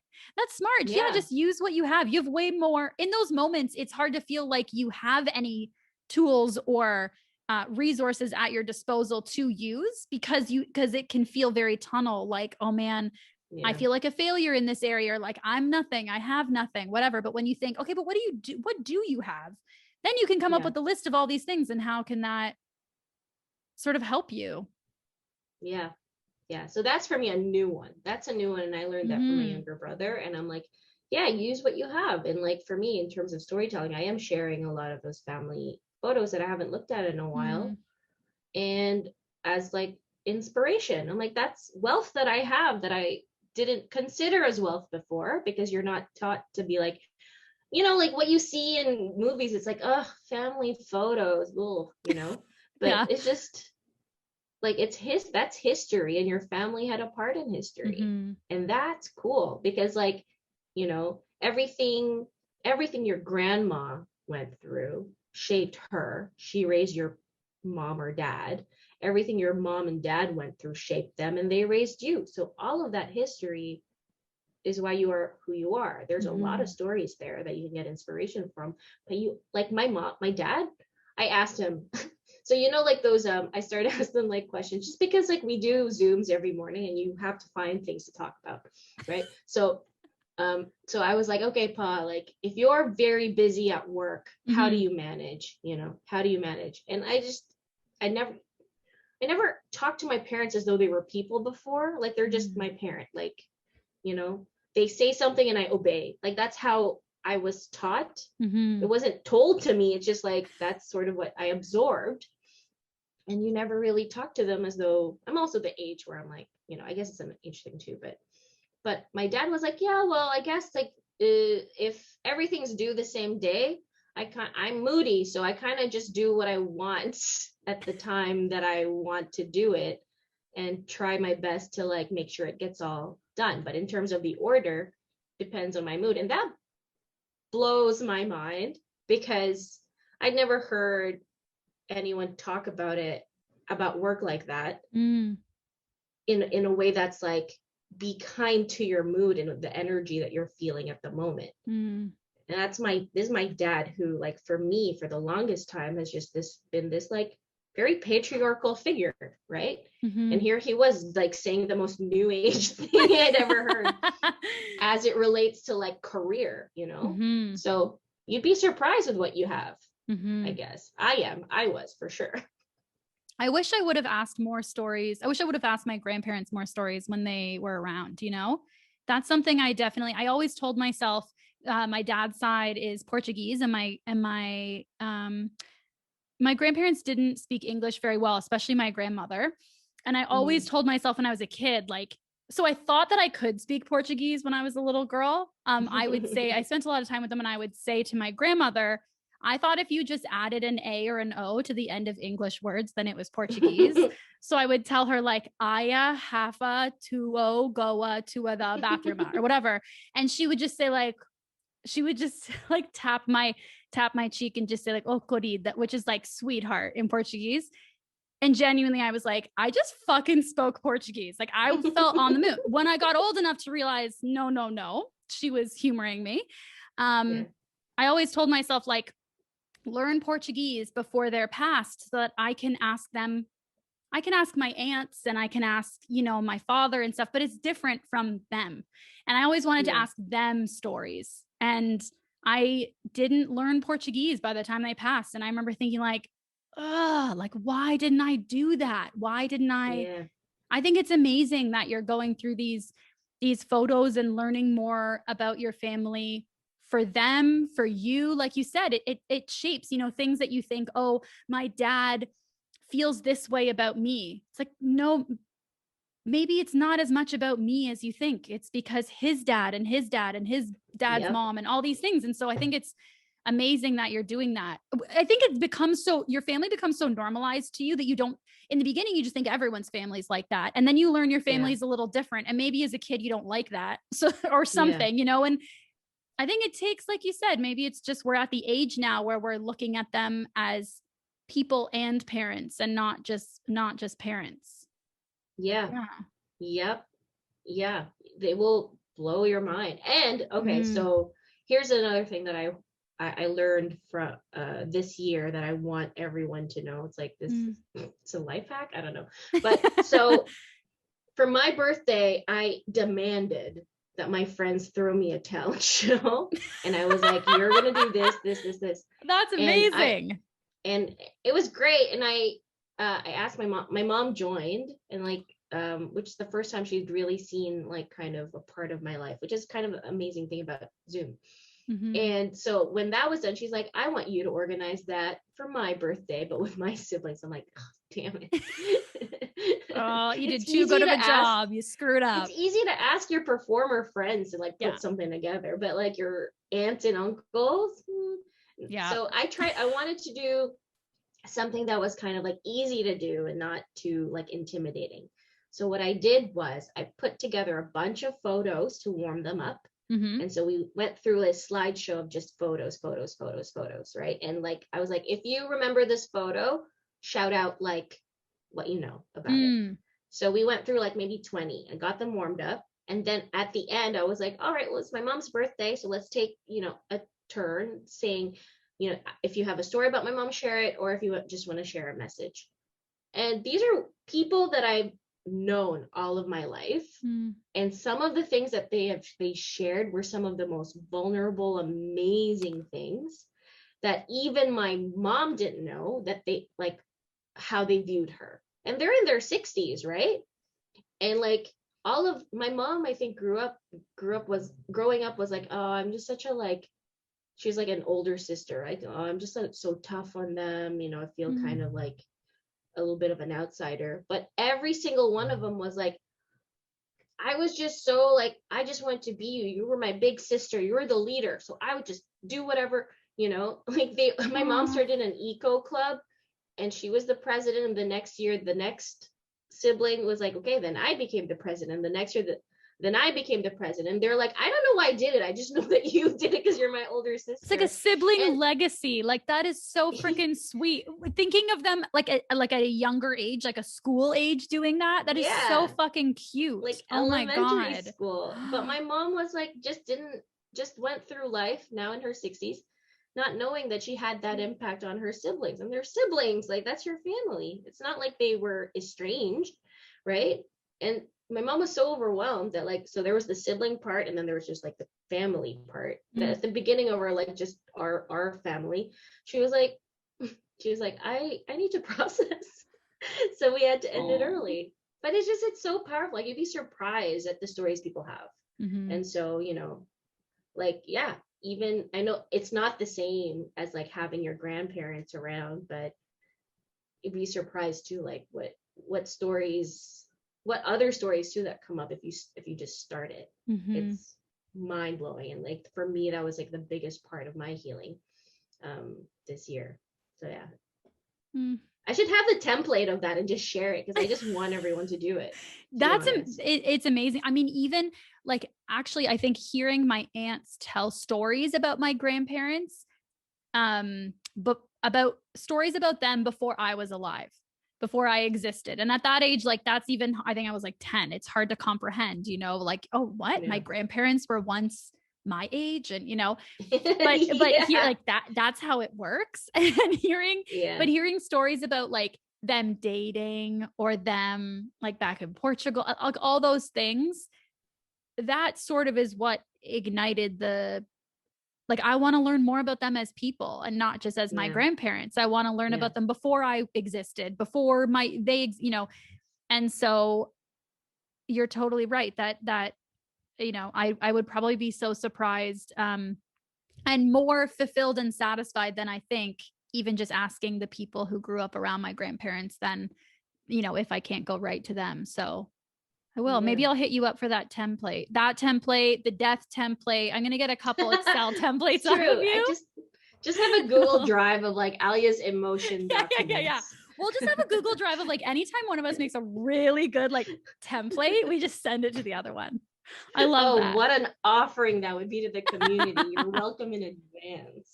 You are so welcome. That'll be our Patreon, but it'll be free. Oh, great. Well, I do want to so hugely congratulate you on officially publishing and releasing your book of poetry, Super Important Filipina Thoughts. Congratulations. Yeah, that's so fun. It's such a big fucking deal. It looks beautiful. I'm so excited. I pre-ordered mine. I cannot wait for it to arrive. I'm so excited to read it.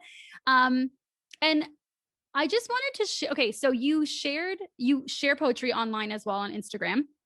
And one of the poems that you shared that may or may not have made it into the book, no spoilers. I'm not asking for any spoilers, but you wrote this poem, and I just want to read it because it resonated. It's very quick, but it resonated so hard, and I wanted to ask you about it, if that's okay. All right. Okay. Yeah. So the poem is, quote, "Today my body decided to collect the debt my ambition owes," end quote. I swear to God, my bones almost cried. Like I was like, that is the last year. And I know in one of the podcasts that you were talking about, you were saying how COVID has sort of forced us. And of course, like simplifying, because you spoke about so many other things and how not everybody had the luxury to do this during COVID. So I'm taking this a bit out of context, but that COVID sort of forced us to slow down and reflect on how we're operating and also how we want to operate moving forward, whatever that means, into a normal again, a new normal, whatever the hell anybody's calling it, but forward. I'm wondering, what's a way that you moved through the world prior to COVID that you are no longer like, you're like, I'm moving through the world differently now. Like I'm not moving through the world that way. I'm changing that way now. Yeah.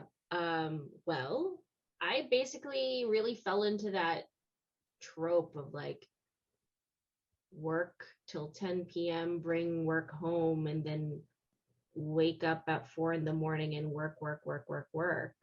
Because you're taught Like it's kind of like, and then you can talk about it like, man, I worked so hard, I pulled in these many hours. You're praised for it. Oh, she You're hustled. She's such a boss. Oh, absolutely. Oh yeah. You're not only are you praising yourself, you are externally yeah, praised for it. Yeah.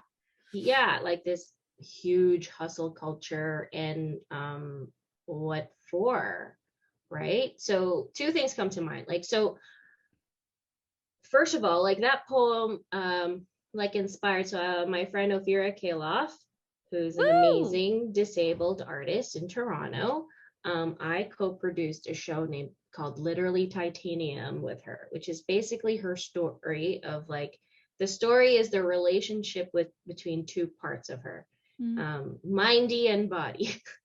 My, mindy is your body. So and it's all about how Mindy's ambition um, gets both, like they're stuck together, Mm. right? But Mindy's ambition brings them to the point where the only way that body can communicate is by shutting down. And so I think about that a lot, and I have thought about that a lot because I never thought of myself as like many parts. Mm. It's just like, well, one part of me wants it, so all of me wants it, right? And then a big part of this too is like getting older. You can't quite pull. You can't. Okay, so you're asking me about like how I moved through life before, like to do exams before. I would like drink 5 Red Bulls and not sleep for 2 days straight during Yeah. final seasons, and that was like a thing of pride, Mm-hmm. you Like, know. look what I just pulled off, that I was able to do that. Yeah. Yeah. Do I remember anything that I learned in that time? Did I enjoy what I was studying? Is that something that it's valuable? I'm sure I would have been valuable if I really like absorbed and actually enjoyed it. Like that's a Mm-hmm. thing I never learned, Mm-hmm. you know. It's to actually like, oh, you're learning for a specific purpose. Like you're learning all of these things so that you can use it to create something amazing for yourself, or to create a framework for understanding life in a way that's satisfying to you. I never thought of that. It always ended with like, look at my grade, Mm-hmm. Same. Yeah. right? Mm-hmm. So for me, that's just not how I want to live my life anymore. Like, you know, like my ambition has to serve a purpose, and it needs to also feed and nourish all of me, and that includes my body, right? So and I still do it. Like for example, I did it this weekend where Mm. where I'm like, okay, well, I'm gonna do this. I'm gonna work a 60-hour week because I want to make sure I hit all the deadlines in this people pleasing thing. Because like I have a job, and I'm like, we have, you know, we have clients, and I want to make sure they're satisfied, because I couldn't be like, actually, we don't have time, so we're gonna say no to that project. No, we just, because you're scared, right, that it's Mm-hmm. gonna go away. And then I'm like, I'm also gonna launch this book, and right, so I'm still, it's still a thing, it's still a thing that's hard. And that's why on Sunday I fully crashed, and Mm-hmm. Monday I fully crashed. And I think the one thing I can give myself is like, know why that happened and take accountability for it and allow Mm-hmm. it to happen, and just try to be better at like making sure that there's balance, you know. Because like the more exhausted, you know what, this is funny because like, you know, the you know, like investment bankers, like we always think of them as like a certain way, and there's this all this news about how they're pulling 90-hour weeks, right? These 90-hour weeks doing what? No, no offense to any investment bankers, but like I never understood what they did. Okay, so I don't know if investment bankers are exactly like the demographic that are listening to the podcast, but if you're okay, well, listening, no what do offense. you do? What do But you anyway, like, do? Yeah. but there was like rightfully a few younger investment bankers who I think, again, things are shifting, right? And they're now Mm-hmm. advocating. They're like, we don't want to do 90-hour weeks. And then like Nobody investment should do bankers, that. Yeah. but the investment bankers are like, all right, don't work Saturdays then. And I'm like, they're not supposed to work Saturdays That's not a anyway. compromise. That's not a thing. Yeah. But like, even from a money standpoint, if you think about it, Mm-hmm. because you're always like, oh, investment bankers are rolling in the dough. I'm like, if you do like as a wage, they're making $20 an hour, which Mm. like I would rather, make $20 an hour for 40 hours a week and live within my means and have family time, have leisure time. That's a complete life. Mm-hmm. A lot of, and that's sort of like where capitalism gets us, right? Because like, you know, retail therapy is a thing. Like, so you spend 90 hours trying to get this salary, which in theory is a lot in absolute terms. So you justify it by like, oh, for me to have a fulfilling life and have this salary, I'm going to get the car, I'm going to get the house, I'm going to, you know, people don't actually, you don't need that. You don't need that. And like transposing that to myself, I'm like living within my means and like actually doing the thing that I want. Like now I have a few things that are like non-negotiables, like family time. Before the pandemic, I would talk to my family like once every 2 weeks, and the conversation was always like, how's the weather, what are you up to? And my mom, to protect all of our mental health, she was like, we're gonna Zoom every day. It was exhausting at times. It was exhausting at times, but it's been, I look forward to it now. And if it doesn't happen, I call my mom, be like, I'm sorry I missed it, you know. And that's a non-negotiable now. And that's an hour and a half in my morning that I absolutely cannot give to work anymore. And then now I'm like, oh, I you know what makes my life, what really lights me up, that morning coffee, like just when like the light is just like kind of streaming, the morning light. I have to do that because it makes me so happy to be awake. So that becomes a non-negotiable. So a few of those like building blocks of making like a really satisfying day does help me keep me accountable to like, okay, you had a good day. Instead of like, well, screw all. I do know when I'm stressed, I buy more Uber Eats. You know? Yeah. I buy more Uber Eats. All my money goes to Uber Eats. And so I have to work more. And then I'm stressed. It's a cycle. Like, let's just break it. Just break it. Yeah. You know? So yeah. It has shown me over the last year, because I'm not like, when I think about how I was living before March 2020, I don't know how I was doing that. Like, I don't know how I was able to. I'm tired when I think of it. Like, I don't like, how was I doing that many jobs and that many things and saying yes to that many people and that many, now I'm like, no. Or, you know, sometimes I add a few things to my day. I'm like, okay, I've had a full day. I'm tired. Like, so yeah, I think, and again, I feel very lucky that I've been able to have a space in this last year to realize that, or see that, or have that time, like that sort of pause that people have mentioned, because I don't want to go back to that.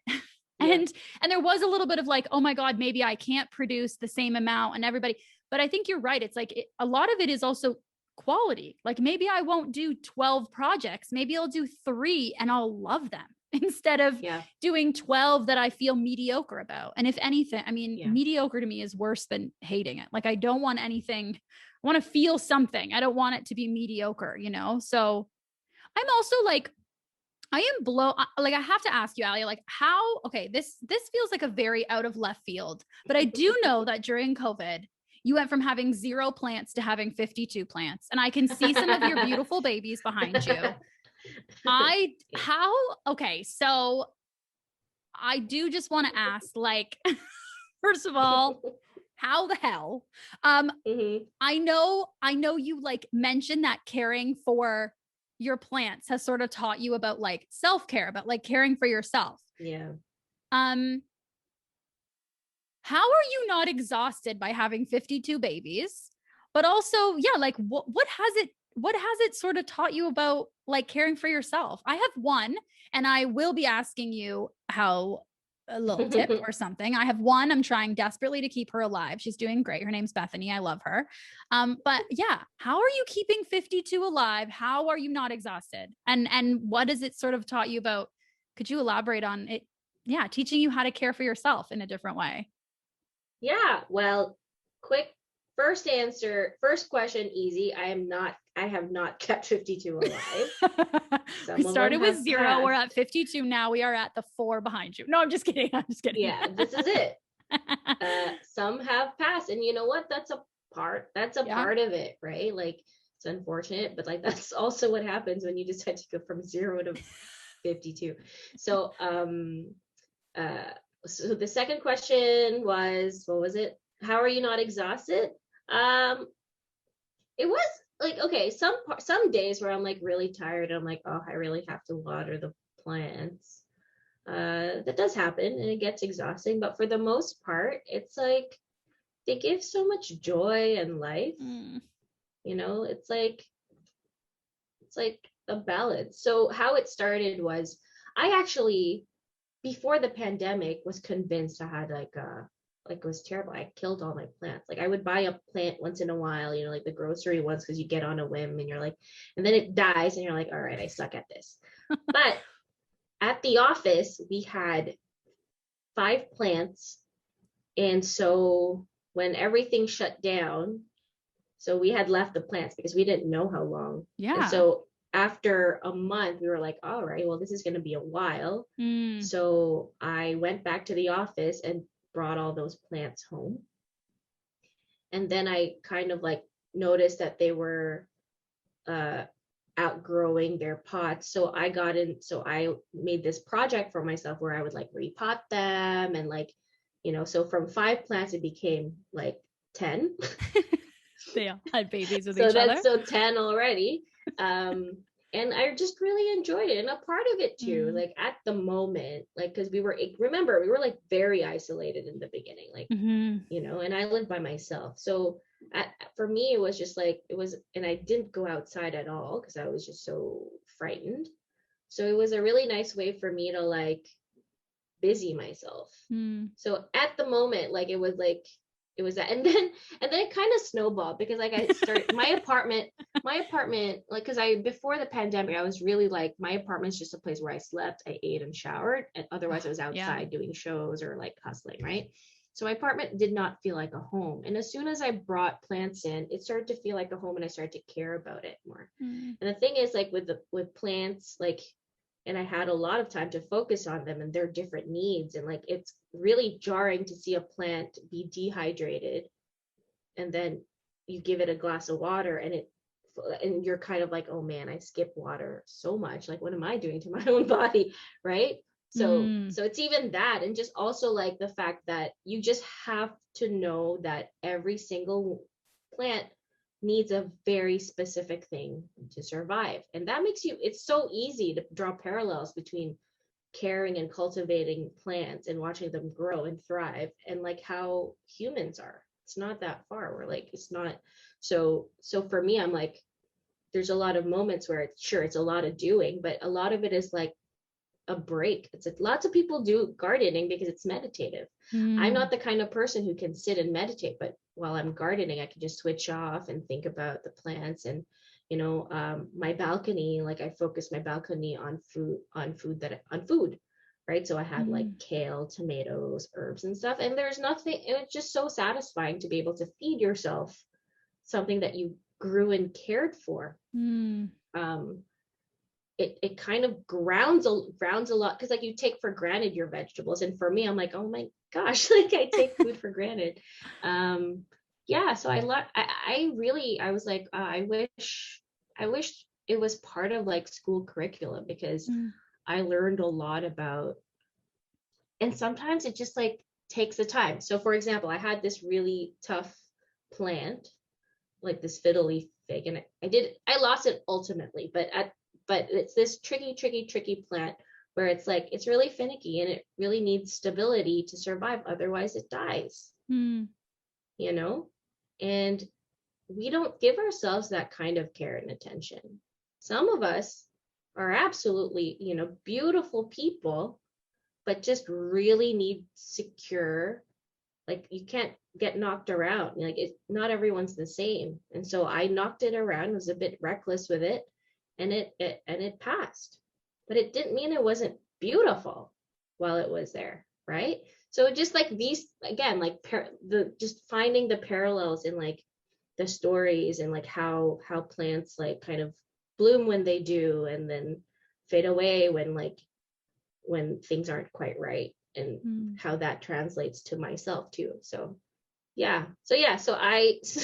but it gets exhausting, but it also kind of like you get into a rhythm of it, and it's kind of nice. The one thing is like now the big difference is like now I need a house sitter if I want to go anywhere. Right. Yeah. If ever I go anywhere. Yeah. If it ever happens where you're traveling, you're going to be like, hey, could I have a house sitter? No, for my plants. No problem. What, you have like 2 or 3? No. So at this point I have 47. I will need you to, and here's the schedule, like how you do with like a little pup or like a little baby. I have like an onboarding training manual. I'm really investing in Nessie because he's my neighbor. So you know what I mean? I'm like, okay, Nessie, slowly I just teach him about it. He doesn't know, but he knows a lot about plants already. Yeah. Yeah. I'm sure he's learned like, so much. Yeah. Like, this fiddle leaf fig, it takes a lot. He's like, really? You're like, no. I need to tell you on our next Blur Court chat. Like, I'm going to specifically talk about this plant. You know what oh my gosh. You know what I just thought? Like, it would be so, I'm manifesting this, but I'm also realizing maybe it's inappropriate to be asking. I would think it would be so fun to read a poetry book that you wrote about, like, each poem is from a personified perspective of each different plant. And like, like I'm just thinking like they are all different people. Like maybe it's the type of person that they need validation every so often. Maybe it's this type of person. I'm like, oh my God, I want to know the stories of all of your plants. Like I want to know what each of them need and what they love and what scares them. Is this the wine? That's what I want to hear. I want to hear the stories of all of your plants. I think that's amazing. I actually was like,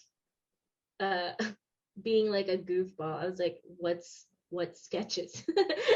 What sketch review? I heard. Oh, but also, Amanda, like that could be a thing you do. It could be a thing that I do. And my plant, okay, so she is I might be saying this wrong, a Ficus lyrata. Oh my God, yes. Good or bad? My God. Yeah, that's a cousin of the fiddle leaf. Okay, so her name's Bethany. My partner, I always wanted a house plant, and my partner bought me one as a gift. And I have to say, like during a while ago, like I left my apartment when things were getting pretty bad in Toronto, and just bunkered down in my mom's house for like a good chunk of months. And she was alone here, and I have a neighbor. So my neighbor would come and FaceTime me, and I would check on her and ask her, I missed her. Like I was excited to come back, and I was like, what is wrong with me? Or like, is that a thing? Like I look at her now as a child of mine, like my dog and my plant, Bethany. So is there any like tip or trick you have for a Ficus lyrata? Oh man, don't overwater them. That's what they're like some of the most difficult plants and like if you've had it for a long time, then you've got to tail it, and you gotta you can do it because but yeah, tips. I think from what I understand is they don't necessarily love direct sunlight, indirect sunlight. Yes. Okay, I have read that. Yes. They have to dry out between waterings. Those are the technical things. Otherwise, I don't know, man. Like I think plants are very like susceptible to energies too. So I don't know. So I think crystals around her. Great. I think if yours is thriving, then you've got nothing to worry about. Okay. She's very resilient, which I feel like I hope she gets from her mom. I feel like I'm resilient, and I feel like she's been very resilient. And my partner tried to get me like an easy, like a beginner's plant. But then as I started YouTubing and researching her, I was like, I don't know if she's the easiest plant that he maybe could have gotten me.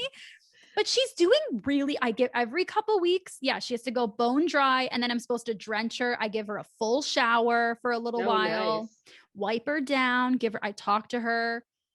I mean, yeah, I think she's happy. I hope. Yeah. You may get a photo from me in a little while being like, oh my God, what do I do? And you just being like, just Google it. Like, leave me alone. Don't make me do the work of your therapist. Go Google it. But I'll be like, help me. Be the first person to be like, it's so funny. There was like a time I literally, because that's all I talked about for a while, people assumed that I'd had plants for a long time. So I would get questions like, yeah, what do you do with them seasonally? I'm like, I literally have had this plant for 2 months, so I I've don't had this for know, less but than one season. I have no idea yeah, what I'm going to do. It keeps me up at night. Yeah. I have no idea. So people will send me like photos of their wilted plants, and I'm like Googling them by description because I'm too embarrassed to be like, I don't know what that is. And be like, yeah, you do this. And but now I feel like I have a pretty good sense for them to like talk about it enough. But it's so funny. Like there was a period of time that my Instagram was just plants. Yeah. And there's like a whole group of people who I didn't know were following me, but were really into that. Someone actually drove from Markham, I think, to drop me off a cutting because they were just like, love what you do. Here's, and it's like someone we know, it's like in our community, right? Yeah. But it was like, so that's a big, that's a long commute to drive with a cutting. I feel like they were on the, like, coming, right. But still, I was like, we are friends, I guess, but like, you know what I mean? Like, I wouldn't drive to Scarborough to see, like, even if a Nessie lives in Scarborough, I don't think I would do that. There are a few people I would go very far to see. It's so sad. It's like it's so funny. If it's the other side of Toronto, sometimes I'm like, oh, it's so far. Which like, I have friends who live in the East End. Yeah.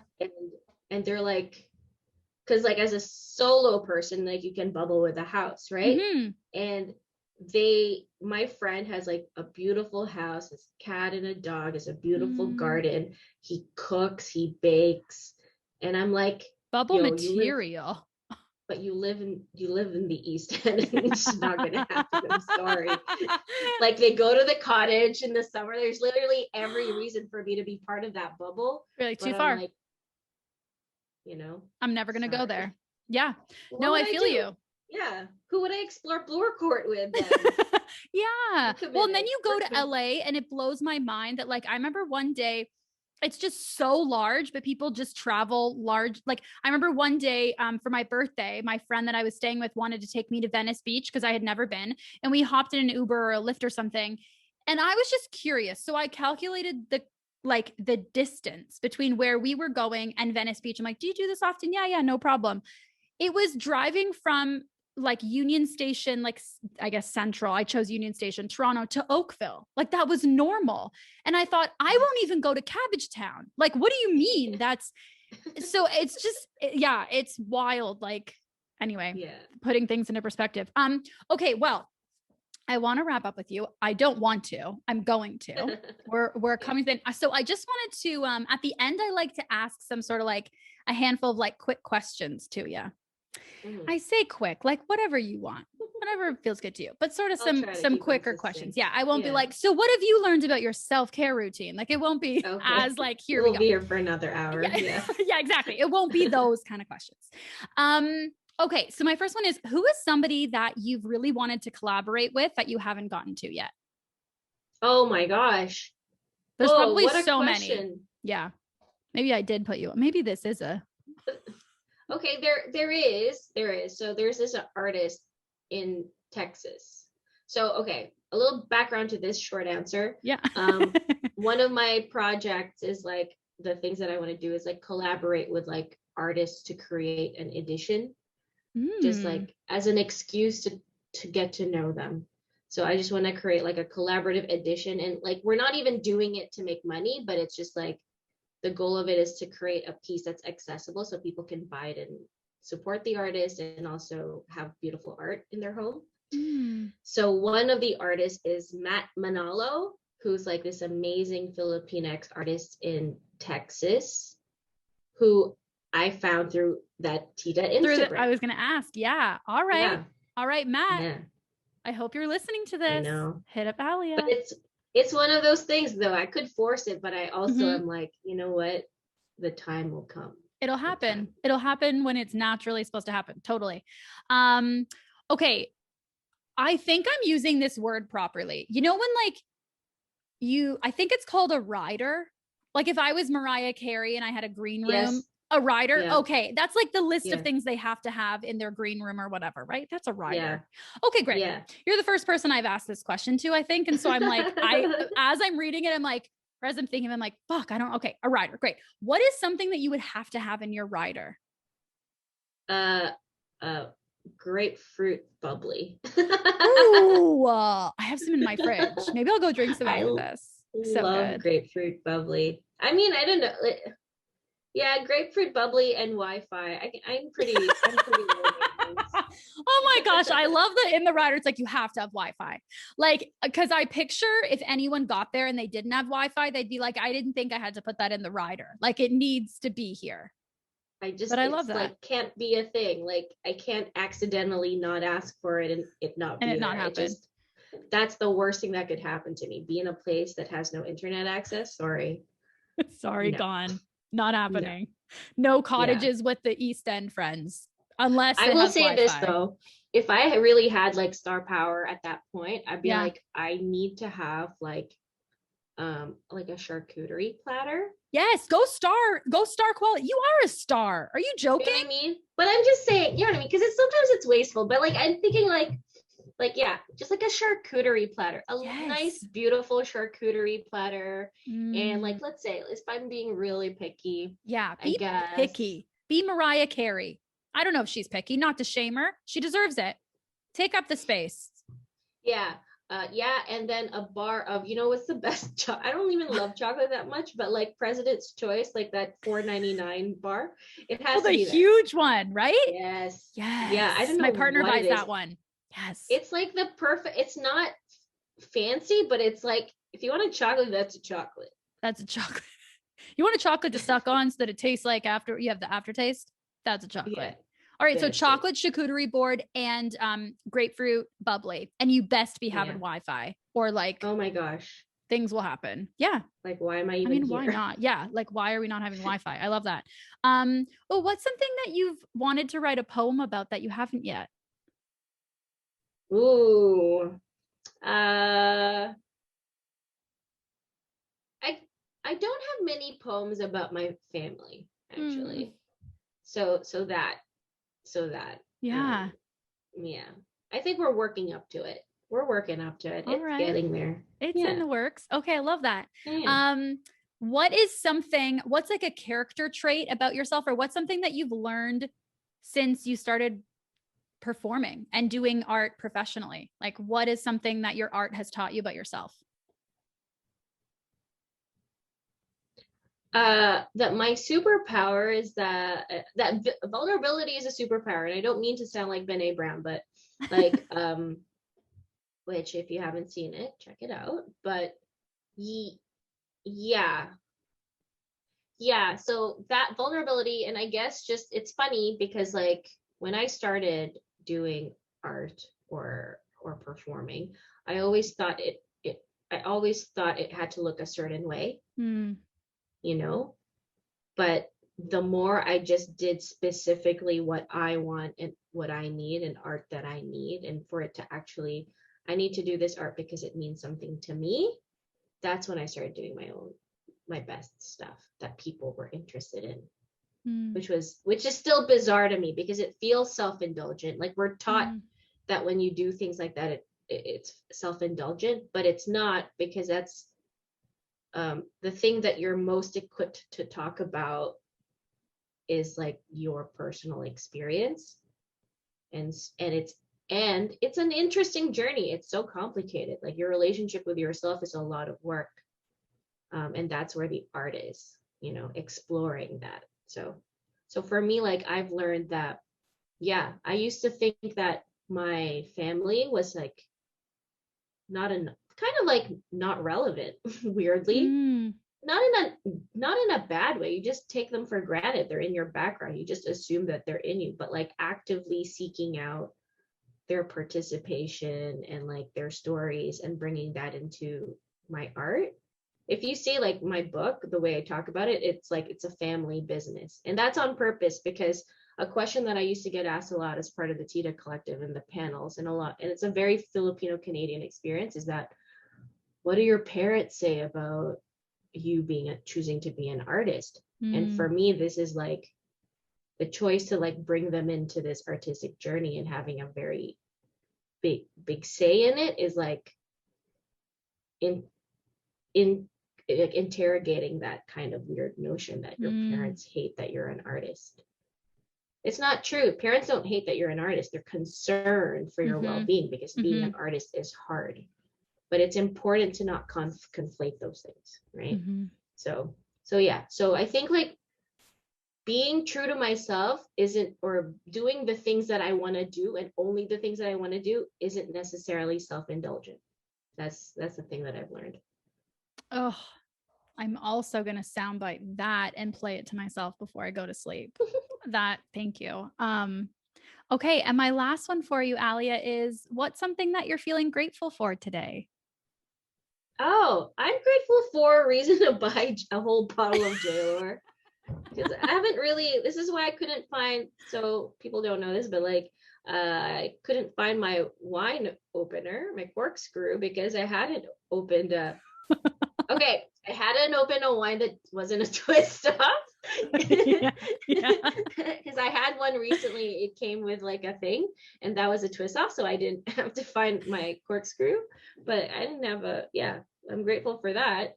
But I'm also, it's weird. It's weird to be grateful for like the pandemic. It's weird.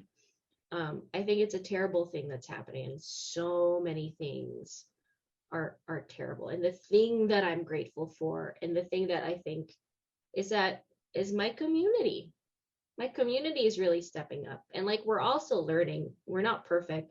There are members in the community that have problematic things that they still need to unlearn and have their own things. But I really feel like in these trying times, people are stepping up, and it's inspiring to me the way they're stepping up, and I'm grateful for it, because there are people who, like, we've all had dark times in the pandemic, and someone just like texts and like, hey, you good? Or someone's like, I'm gonna send you brie. Literally, so like one of my friends sent me 2 wheels of brie because I was feeling low, and I was like, what? Yeah. I also did a fundraiser recently where for my book launch, and it was for this like city jail in the Philippines, a small island called Ilo, or city, sorry. And these women they're in prison because they are waiting to go on trial for drug charges, right? And you can be in those prisons for 4 to 8 years just waiting. Anyway, there's a whole backstory to that, but like, someone goes in and does arts programming because now they can do things on Zoom, but their computer was going bust, so it was challenging to get that. And so I was like, you know what? I think my community can do this. So we're like, we'll buy you a laptop, right? So I put it out there, the fundraiser. I fully intended it to go all the way through April, because I'm like, okay, I'm gonna ask you guys to fund for $2,000. People donated in like 2 days. We did in 2 days, and this is a community of artists who they're the ones they're struggling the most, and they still found a way to give, which is beautiful. So I'm very grateful. I am very grateful to them. So yeah. Yeah. Oh my god, that was a short answer. No, you know what? I say short answer, and then I'm like, well, I didn't set you up well for that. I asked you, yeah, it needs to be like, what's your favorite food? Even that I panic in answering. I think that's beautiful. And I do want to say in the episode description, I will be listing your social medias there, and please pop over.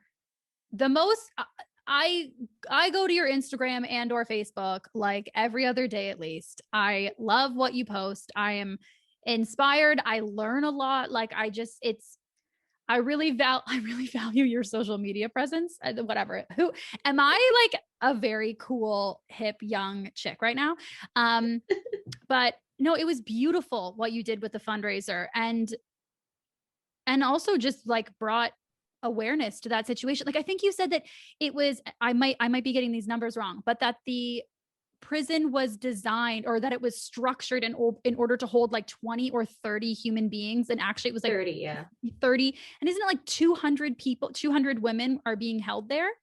Yeah, so at the most there have been 237 specifically right now. So I got an update, like they're down to 120, so some people have left, but 120 people in a 30-person thing is not, It's inhumane for an it's indefinite amount of time. Like, also, I can't imagine being there and not, it's, you don't, even if you did know, even if they said this is going to be for a week, no, but you don't know. It could, it's, you know, it could be year. Anyway, I think it's amazing what you've done. And you're right. I mean, it's beautiful how the community can come together, and you're a huge leader in that momentum, in the community coming together as a collective, and always, you know, sort of highlighting and leading by example how we are a collective, whether we want to admit it or act like it or not. We are a collective, whether it's the arts community, your friendship group, your family, the arts community, the comedy community, Toronto, the fucking world. Like, we're a community, we're a collective. So